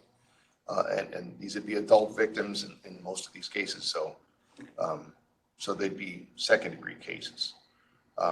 And what these people were getting under the current guidelines was often a 96-month sentence. That's the 48 months at severity level C plus the 48 months for the modifier. That's the 96 here. So that 96 is an important number. If this were re-ranked at 90 at severity level B, then that number would go down to 90. So each additional victim would be getting 90 months instead of 96 months. So it would go down in that sense. However, the other side of that coin is that the top of the discretionary range would increase. We talked about this last month, how with the modifier, the ranges are narrower because it's a 15-20% range of a smaller number. So the top of the discretionary range would increase from 105 months to 108 months. So for those people who deserved the top of the box, right, if the prosecutor successfully argued that this defendant deserved the top of the box on each victim, which some of these people were getting the top of the box consecutive sentences, if you look at the case law that we were looking at,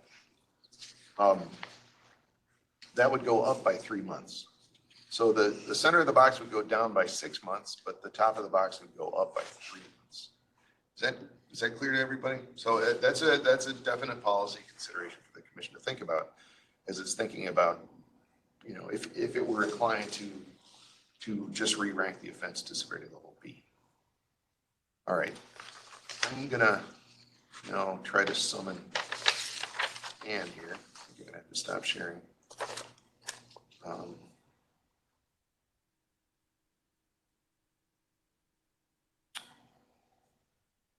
walk us through the second part.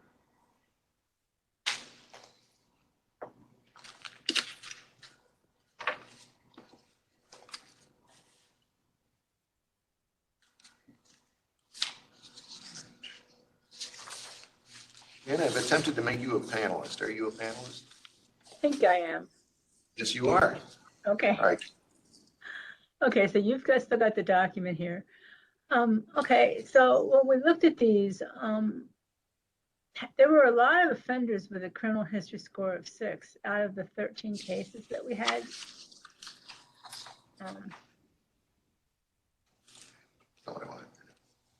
So how did they get to be a criminal history score of 6?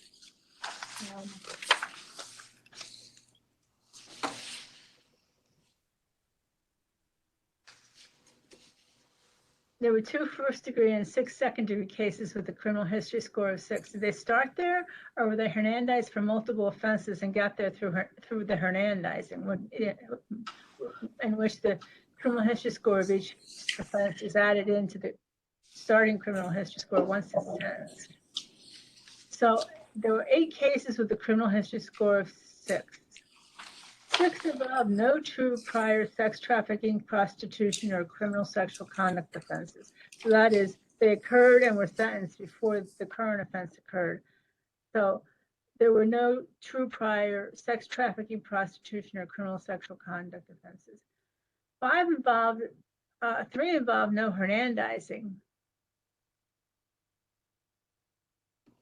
And 5 involved Hernandezing of multiple current sex trafficking, prostitution, or criminal sexual conduct offenses. So it was like half and half of Hernandezing true priors and not Hernandezing any prior sex offense, not Hernandezing. Oh, sorry. There were eight cases altogether. So 3 involved no Hernandezing and 5 involved Hernandezing of multiple current offenses. So that's how they got to a criminal history score of 6. And so if we looked at the chart, you can see that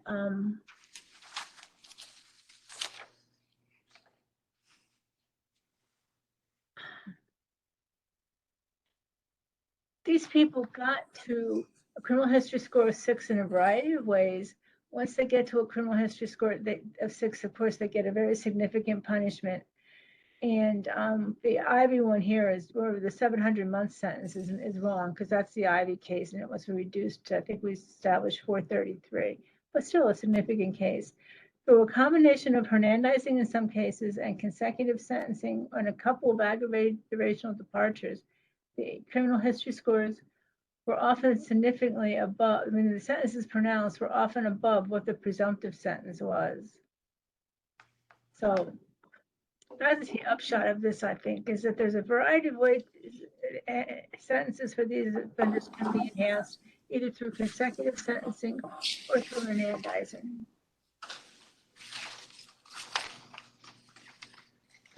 If I could just make a comment on Ivy.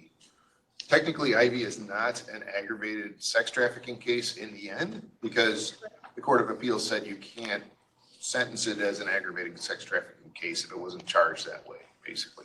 Yes, thank you. But I think it still belongs on this chart because it could have been charged as an aggravated sex trafficking case, and the judge essentially could have done what the judge attempted to do, or honestly could have done an aggravated departure with Ivy. So I think it is an example of what Ivy's criminal history score could have been, given having done the paperwork differently, basically.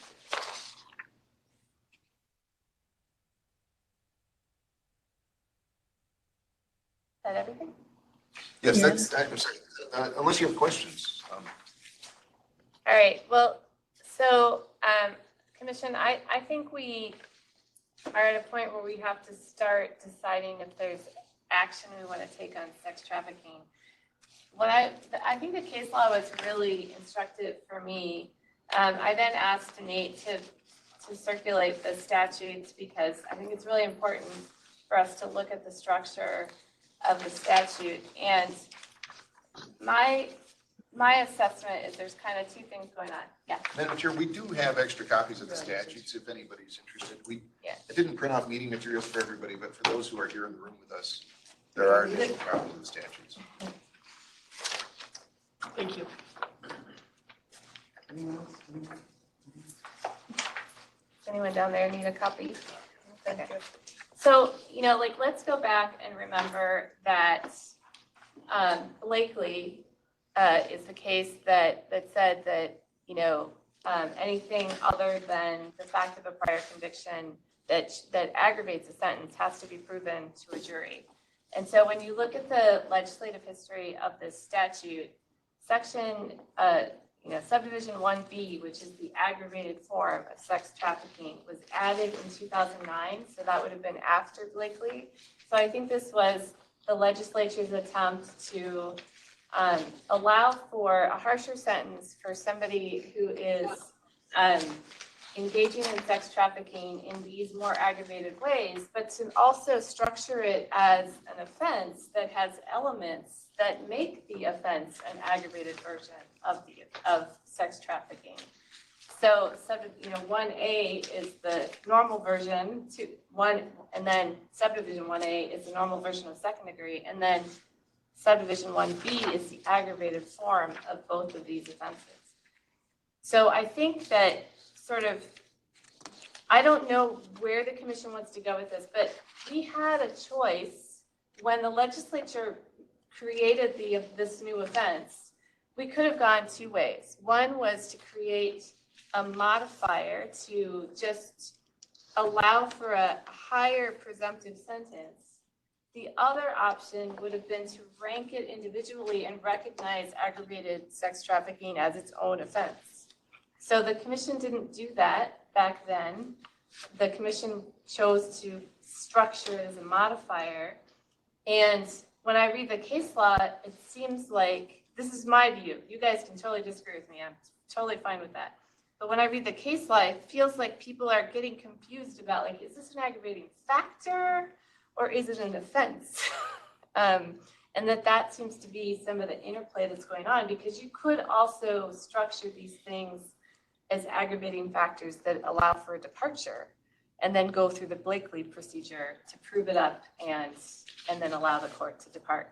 So it feels like those concepts are kind of all interwoven here, and that might be part of the reason why the case law is a little bit confused or confusing. So anyway, so I think our options, the options that lay before us are to continue moving forward with aggravated sex trafficking as a modifier, the way that we have it now, which just impacts what presumptive sentence is available to the court, or to consider re-ranking it as its own offense. And at some point, if the commission desires to do either of those things, then I think we might want to put a proposal on the table that we would consider later this year. So any reactions or thoughts, or what are people thinking?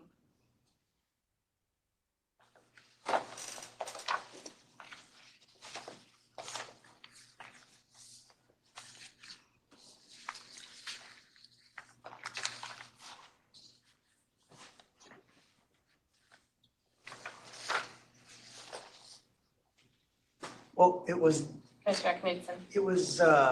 you said it was originally dealt with with the modifier. Mhm. And our dilemma, or the choice is to then to rank it, and then we're concerned about reduction in some of the sentences. So we eliminate that if we just stay with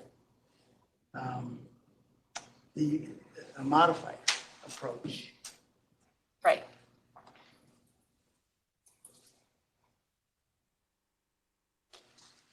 Commissioner Leff?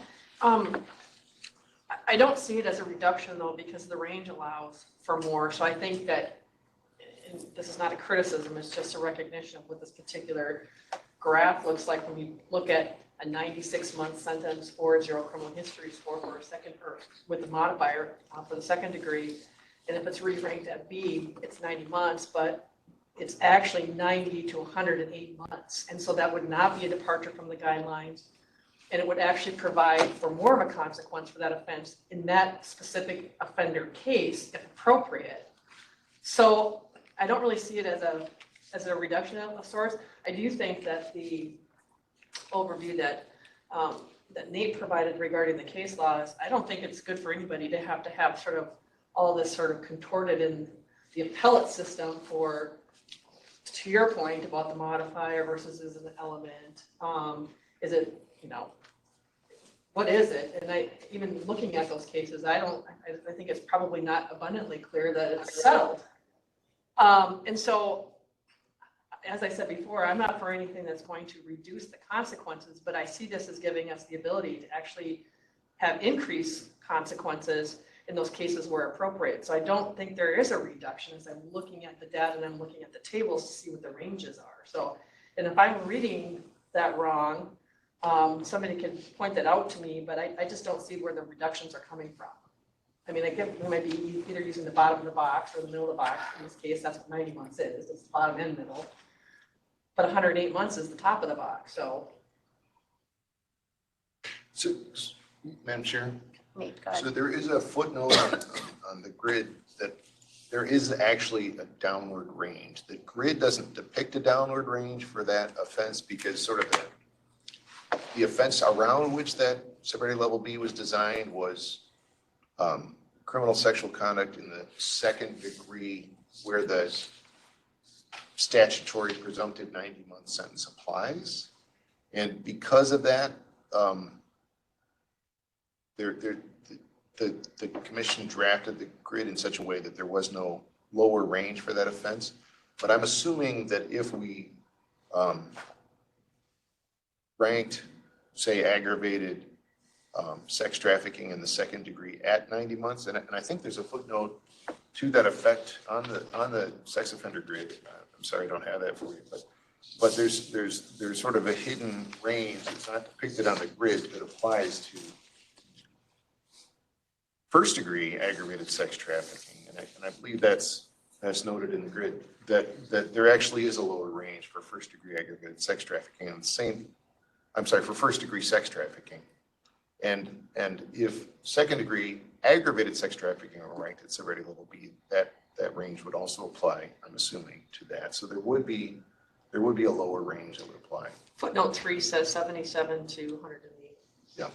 And I think the same thing, we would add a similar footnote if, and I realize we haven't drafted this because I don't know which direction the commission's thinking about going. And so I appreciate sort of getting in this discussion, but we would draft, if the commission were going to rank first degree aggravated sex trafficking or second degree aggravated sex trafficking at severity level A, and I say second degree because although staff doesn't recommend that is what the task force recommended.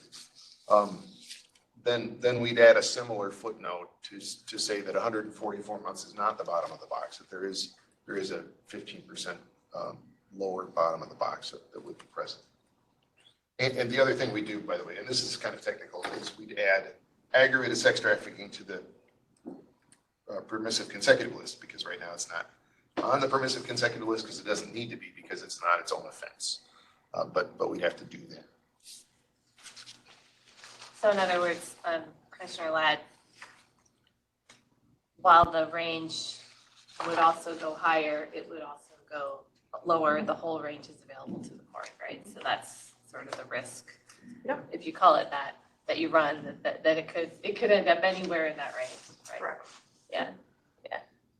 Commissioner Middlebrook, sorry, I didn't see you. Thank you, Madam Chair. I guess I'm confused. I think, and I didn't bring past materials with me, but I do think that if it's under the presumptive duration for the first degree, we still have a range in there. There's an upper range that the 48 months can be added to, and we did get some information on that. I didn't bring it with me, so But I think that's right, we got that information. So those are actually the middle of the box. That's not the upper range, Right. right? For which? For the first degree aggravated right now, the presumptive with the 48-month modifier, there is an upper range on the presumptive that is not on this chart. Yeah, and that was shown in those bar graphs, which from materials from last month. I can pull that up if that would be helpful. Yeah, I didn't bring them with me.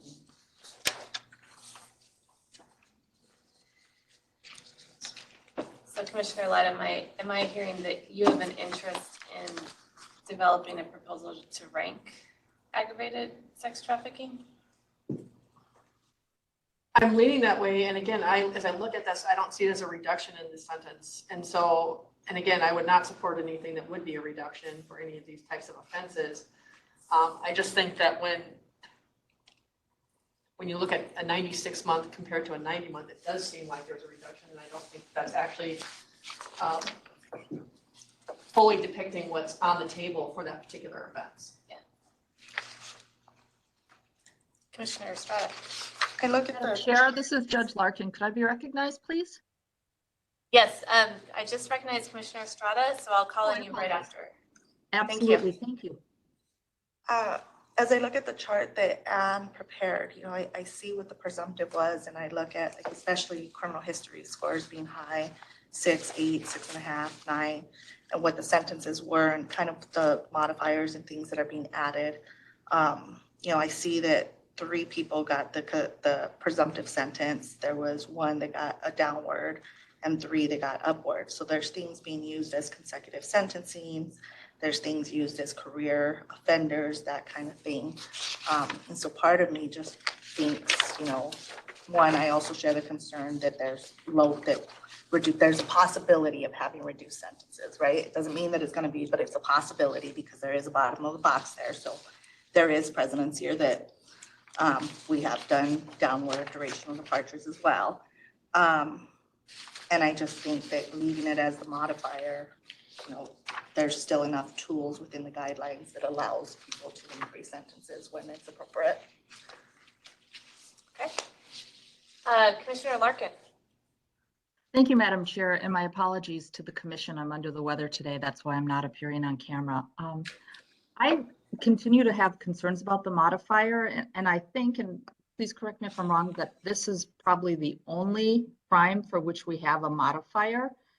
And I think that maybe what the case law shows us at this point is, you know, this one sole instance of using a modifier instead of ranking it higher is leading to confusion about, you know, that modifier, is that a Blakely element or is it not? I think, and I've always said this, the guidelines are more confusing than they need to be. And to the extent we use a modifier just in this one occasion, if it is indeed one occasion, we just create uncertainty and confusion. And I would rather just go with a ranking because that's familiar to everyone and everybody understands then how you do a departure up or down from that ranking. Great. Any other comments? Madam Chair, Yes. if I can, I've just put on the screen because there were some questions about it. The material from this is 4B from last month, and this is figure 2, I believe. And the dark blue here represents the current modifier, and I'm focusing here on criminal history score is 0 because it became clear to me sort of that the normal bad case essentially is somebody who's prostituting multiple victims. And so those multiple victims, if sentenced consecutively, which seemed to be the normal thing the courts were doing, this would be the criminal history score of 0 here. So you got the dark blue is current policy, very narrow range. The green would be if it were re-ranked at severity level B, which was staff's recommendations. And then the light blue would be if it were ranked at severity level A, which is obviously much more severe across all, I mean, many years more severe across all criminal history scores. But there would be, I think, as has been pointed out, discretion for the court to sentence more severely by a few months but also if the situation warranted, certainly quite a bit less severely, if that's what the court, in the court's discretion, decided was appropriate. For each of those consecutively sentenced victims. I'm still not understanding why that range is so much narrower. Well, it's if you look at, the key is here, if you look at the bar on the left, the purple, and the purple is just such a smaller number, that the range is narrow, right?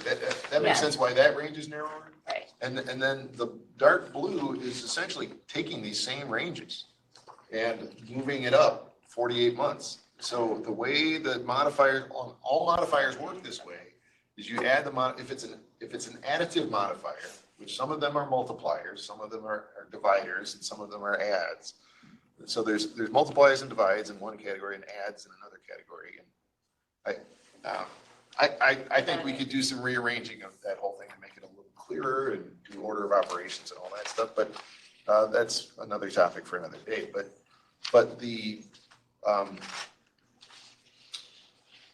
that's why the range is narrower, because it's added to the top and bottom. It's not a multiplied effect. So it's 15 and 20% of a smaller number, essentially. That's why it's added. And just to clarify what Judge Larkin said, there are two offenses where there's what I would call them single-use modifiers. The modifiers only apply to one offense. Unless you count first and second degree as two offenses, in which case I guess you could say it applies to two offenses, but it only applies to this modifier only applies to sex trafficking. There's another modifier that only applies to DWI. And that's somebody with a prior DWI conviction.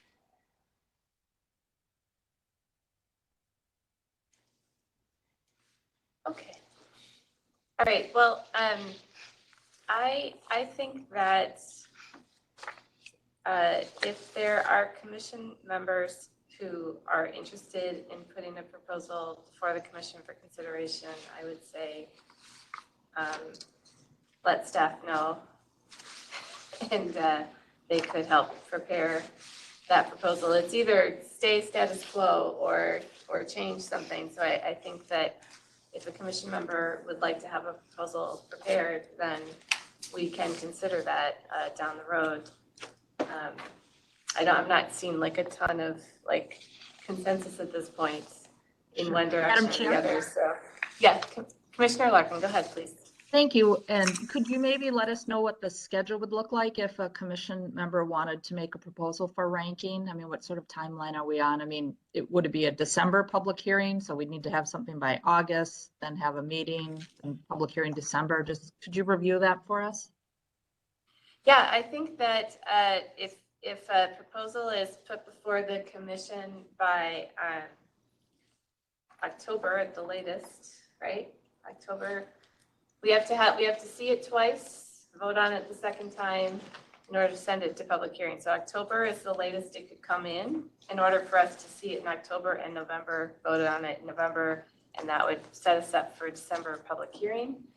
So any time between now and then would be appropriate. Not that there'd be anything wrong with getting this off the table so that you could talk about prostitution, which had its own bundle of issues as well. Madam Chair, just one clarifying question. Commissioner You remind me, the light blue and the green here, bars, where they fell on the grid, was it, did you say? So it's A is to the far right, that's light blue. That was the Central Minnesota Human Trafficking Task Force's recommendation. And then B was staff's recommendation to rank rather than modify, and then dark blue status quo modify. Thank you.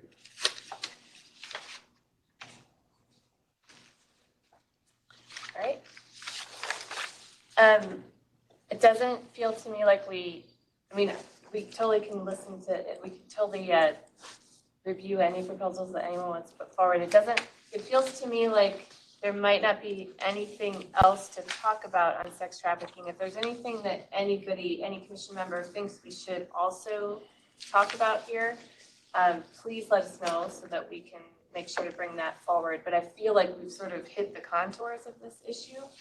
So we probably, at the next meeting, will focus on whether there's anything on prostitution that we feel needs to be done, and try to make sure we've hit the contours on that issue. Sound good? Okay. Otherwise, I mean, all of this, I do want to say, we have to report back to the legislature. So whether we act or not, even if we do nothing, the report to the legislature is, we reviewed this, and it would be about how the sentences are somewhat similar and what some of the effects would be of the different changes that we did talk about. If we do change it, we would obviously be reporting that as well. So I just want to make sure, we have a lot here, actually. We have a lot to report back to the legislature. Yeah, and to your point, Madam Chair, that's an excellent point. It would be nice to have a little bit of time to write up the report also. Yep. All right. So item 7, custody status policy roundtable planning. Thank you, Madam Chair. So we do have a couple of documents in your folder. One is on roundtable logistics, and then a possible draft roundtable invitation text. So I'll just say that as far as the room first, and the room has to do with the date, Jill and I went to Minnesota Judicial Center, room 230, which I'm assuming most of you have been there. We had a commission meeting there a few years ago. It's a really nice room. I would say it's I don't know. It looks like it could be in the Palace at Versailles. It's a very, very ornate room. Doesn't have jail cells in it? Does not have mock jail cells. It has, but it's also, I think, nicely set up for a round table. It's got tables in a square, kind of like this, but it just feels like there's more room for more people, especially, I think it would fit the number of people that we're having under consideration for this round table. It does have the cameras on the wall, which so there's an issue about logging into the computer. You have to be a judicial branch employee to log in. So if what I'd really like is permission from, say, a judicial branch employee to sort of use his name, maybe if he's a Supreme Court justice, works in the building, to sort of say that we'll be, that Justice Moore requests, and if that were the case, I think we'd probably get a lot of traction, or Judge Larkin for that matter, but or Judge Knudsen, but you don't work in the building, so. You could use their password login? Honestly, yes, but I think if we said, well, we'll have our Supreme Court justice log in, they'd probably say, oh, we'll send somebody to take care of that for you. So that's good. I know just the person who we could consult with for that. I think room 230 would be really a good room. It's just well suited for a big meeting, but it's comfortable. It would work well. And there is security there, which is a nice thing. So it's got a lot of advantages. I really don't see many drawbacks, especially if we can get the cameras going, because the cameras are kind of like these cameras. They zero in on which microphone is active. So that I think it'll be pretty slick. The problem with it is it's only available on July 21st, which is the date we now have scheduled for a public hearing. But if we basically don't have a public hearing on that date, but instead have this roundtable on that date, I think that'd be ideal. And I know Judge Knudsen had a conflict with the 28th, so I don't know if you have the same conflict with the 21st. Not to put you on the spot, but that was part of the invitation list, was figuring out who's going to represent the district court. But if Judge Knudsen could be there, we wouldn't have to worry about that. So I guess I think it'd make sense to just do it on the 21st and just have a regular commission meeting on the 28th. where the commission could sort of Debrief. huddle itself, debrief, figure out what it wants to do about what it learned in the roundtable kind of thing, so. Yeah, so how does the commission feel about that? The recommendation is to hold the roundtable on the 21st. At the time, we would have held the public hearing. And then we keep our meeting on the 28th. We can make it a very short meeting, actually. And that would give us an opportunity to sort of debrief what occurred at the roundtable close in time, so that if anything sort of catches at the roundtable, we have the ability to start to direct staff to help make a proposal out of that. Would that work for everyone? That work? Madam Chair, Judge Larkin, it works for me. I just wondered, do we have to call it a square table then? That was a joke. That's awesome. Yes, we'll change everything. We'll call it squares. That's great. And I have Okay. one question. How Yes. does someone get an invitation? How does someone get a seat at the table? Well, That's what we're going to talk about next. yeah, so we do have in item 7A, we have a suggested invitation list. So the facilitator would be also representing academia. And then we have a list here. Let me put this on the screen.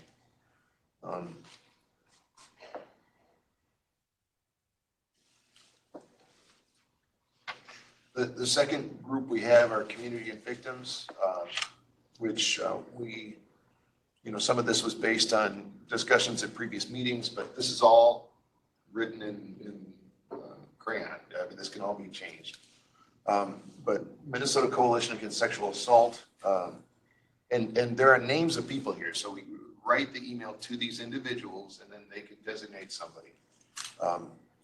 Minnesota Justice Research Center, Ujama Place, that I think would be sort of the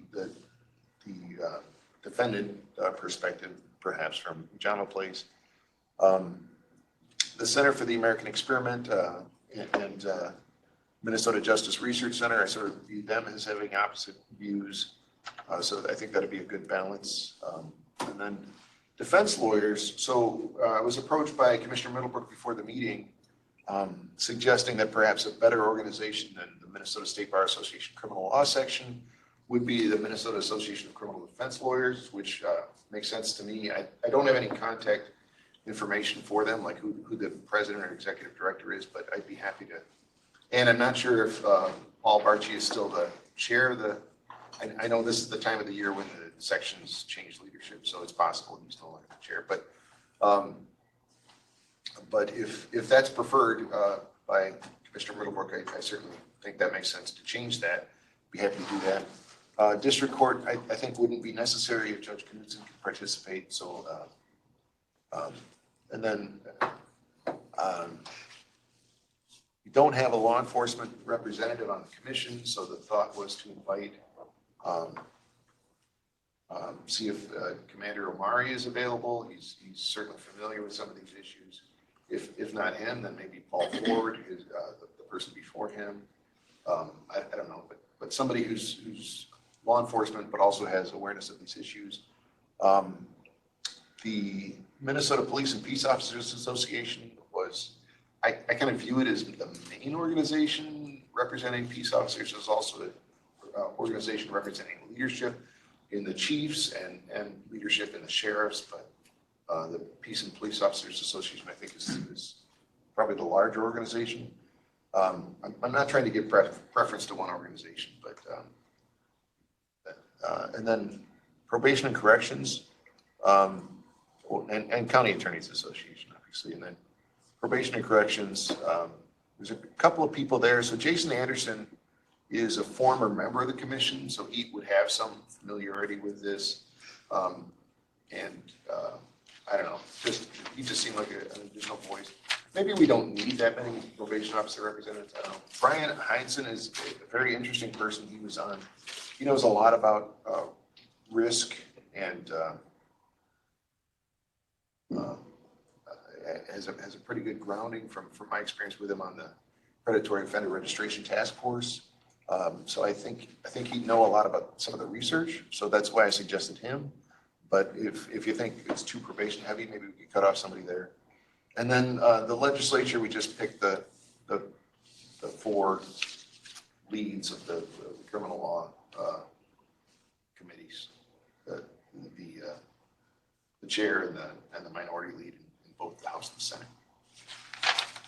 So that's written in crayon or pencil or sand or whatever ephemeral medium you want to choose, subject to your corrections and criticisms. And I'll already assume that MACDL has replaced the criminal law section of the MSBA. Any input or suggested changes or alterations, or is the list looking okay? Commissioner Knudsen? Well, I think it covers all the bases. There's a lot of folks, and if we can we've covered all perspectives, so I think that's a great list. Thank you. Thanks for that feedback for Nate. Other perspectives?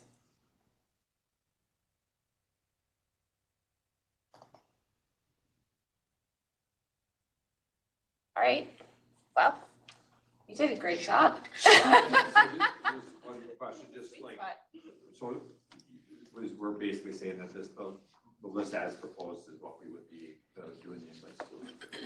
Yeah, I mean, I'm thinking in the very near future, maybe not tomorrow, but certainly next week, I would send out the invitation in the form that it's, and that's the other thing, you may have comments about the form of the invite as it's currently written. That's above there. So taking, Judge Knudsen made a very good point last time, that we want it to be very clear that we are asking people to come work with us, like actually do a working meeting. So this language is designed to communicate that. So hopefully that hits the mark for everybody. I think it'll tell people that we're expecting some brain power when they get to the table. I'm sure. Commissioner? Just to go back onto the list of the people, I think the world of Jason Anderson. The one thing because he's currently with CP, county probation officer, so on the misdemeanor front, so not doing as much With felonies? with the felony on the felony side,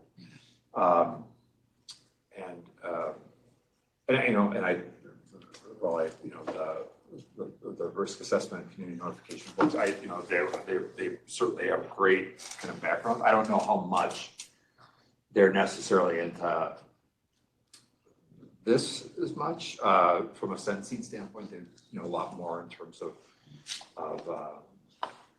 risk assessment from the standpoint of community notification and the management of folks at the community notification level. I'm certainly not. I think highly of. I share similar concerns, and I'm wondering, kind of as a probation representative, if it makes sense to send maybe the invite to either MACPO or MACAC, and maybe they may have a suggestion of who they want to send, and they can send one person that may be able to speak to both of these topics. So I think should we do one invite to MACPO and one invite to MACAC? Is that your suggestion, or I'm trying to just pin the rose on one person, so as not to make it a committee decision. Just basically say you're invited, or you can designate somebody, kind of thing. So I could send it to I don't know who the president of MACAC is, or MACPO, or both. Well, Catherine Johnson is the president of MACAC right now. She's also the director of Hennepin County. And I was actually just going to text as I saw this list. Would it be okay if I got back to you if there was a specific person? Otherwise, I would say, yeah, sending it to the president of MACAC might be the best route, because I wanted to send somebody specific. And just have one representative there rather than two? Just have it be MACAC or designated? Yeah, I think that if you're in Commissioner Rationale, please jump in as well. I think if the commission is interested in learning about risk assessments and things of that sort, if you put that in the invite to her, then and I can clarify that with her as well as a representative. They can send somebody who can speak to both topics. That sounds good. Okay. Any other adjustments or suggestions? Did we miss anybody?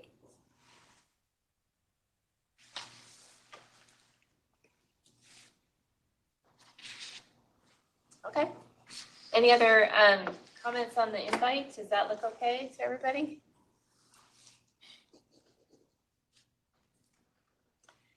And then if you could actually just pull up the agenda part of it.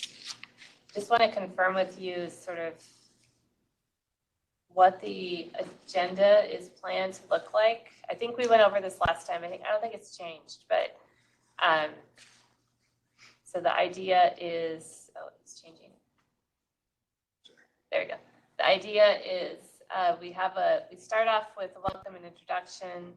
The staff would do a short presentation. So the items that they would pull from to create that presentation are below, just to make sure everybody's on the even playing field of what has gone on, what the custody status issue is. But that information would be sent to people ahead of time too, so they could actually review it ahead of time. And then we would have our facilitator lead a discussion so that we could get to work and start to think, what can we sort of figure out?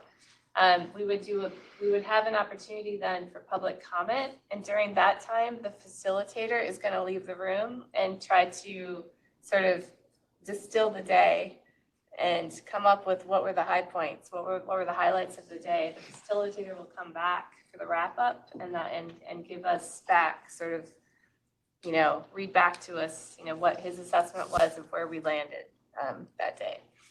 So that's kind of the arc for the day, for the meeting. Madam Chair? Commissioner Larkin. So do we still anticipate this is just a half-day meeting starting at 1 o'clock? Yes. Thank you. All right, any other questions there? Anything else to cover? Oh, Commissioner Moore. Director Wrights, if you need any assistance or anything regarding 230 in terms of, getting that tech person there, that room has had a few gremlins in the works. We've had some challenges with it. So there's one IT person I would want to have literally there. So assuming we're go for that, and if you need the help, let me know. I can certainly put a service desk ticket, I think is the euphemism. Well, that would be great. That's not, no, it would not be. We do have the room reserved, so that'd be great. I think we're going to go. So we'll let it know. All right, great, thank you so much. All right, I think we are down to, we you know what, we always keep running out of room for your demographic impact statement. The expendable crewman on Star Trek. Right, it's the red shirt. Yeah. So I'm sorry. Let's move that to a later meeting because we're already over time. Why don't do you have anything you want to give us in your report? Just a couple of things. One is we have sent out invitations to different commission members for the National Association of Sentencing Commissions. So we're working on that.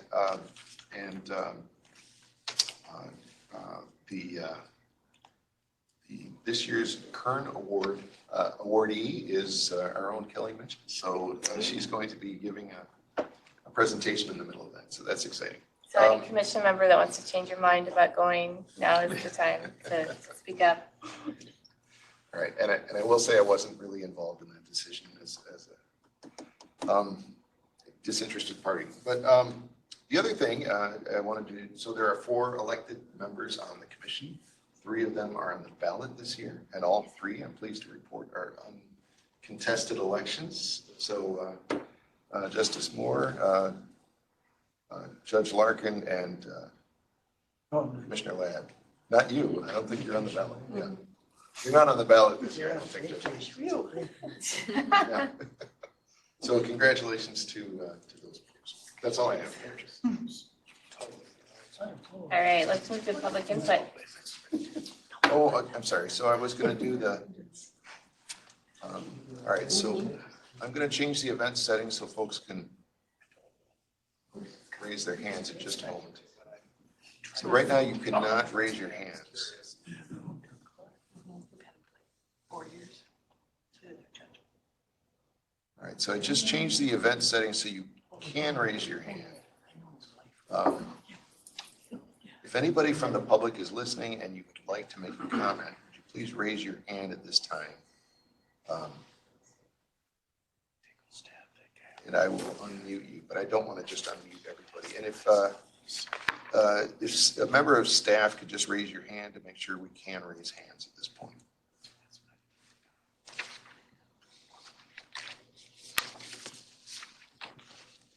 All right, not seeing any hands. Let me go back to the drawing board here.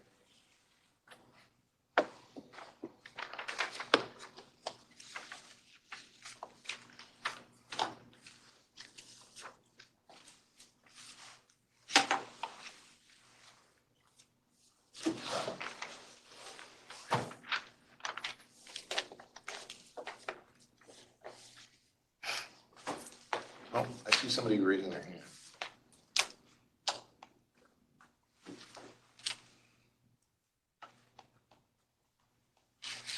Where did I just see? Sorry, Judge. Maybe. All right, I'm going to have to unmute everybody. I apologize for that.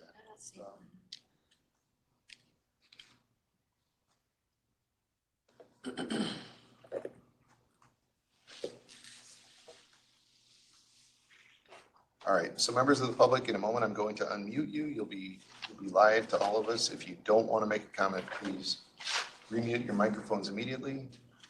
If you do want to make a comment, please state your name and the chair will call on you. All right, you're now all unmuted. If you want to make a comment, please state your name. All right, looks like everybody has remuted themselves, Madam Chair, so no members of the public want to make a comment. All right.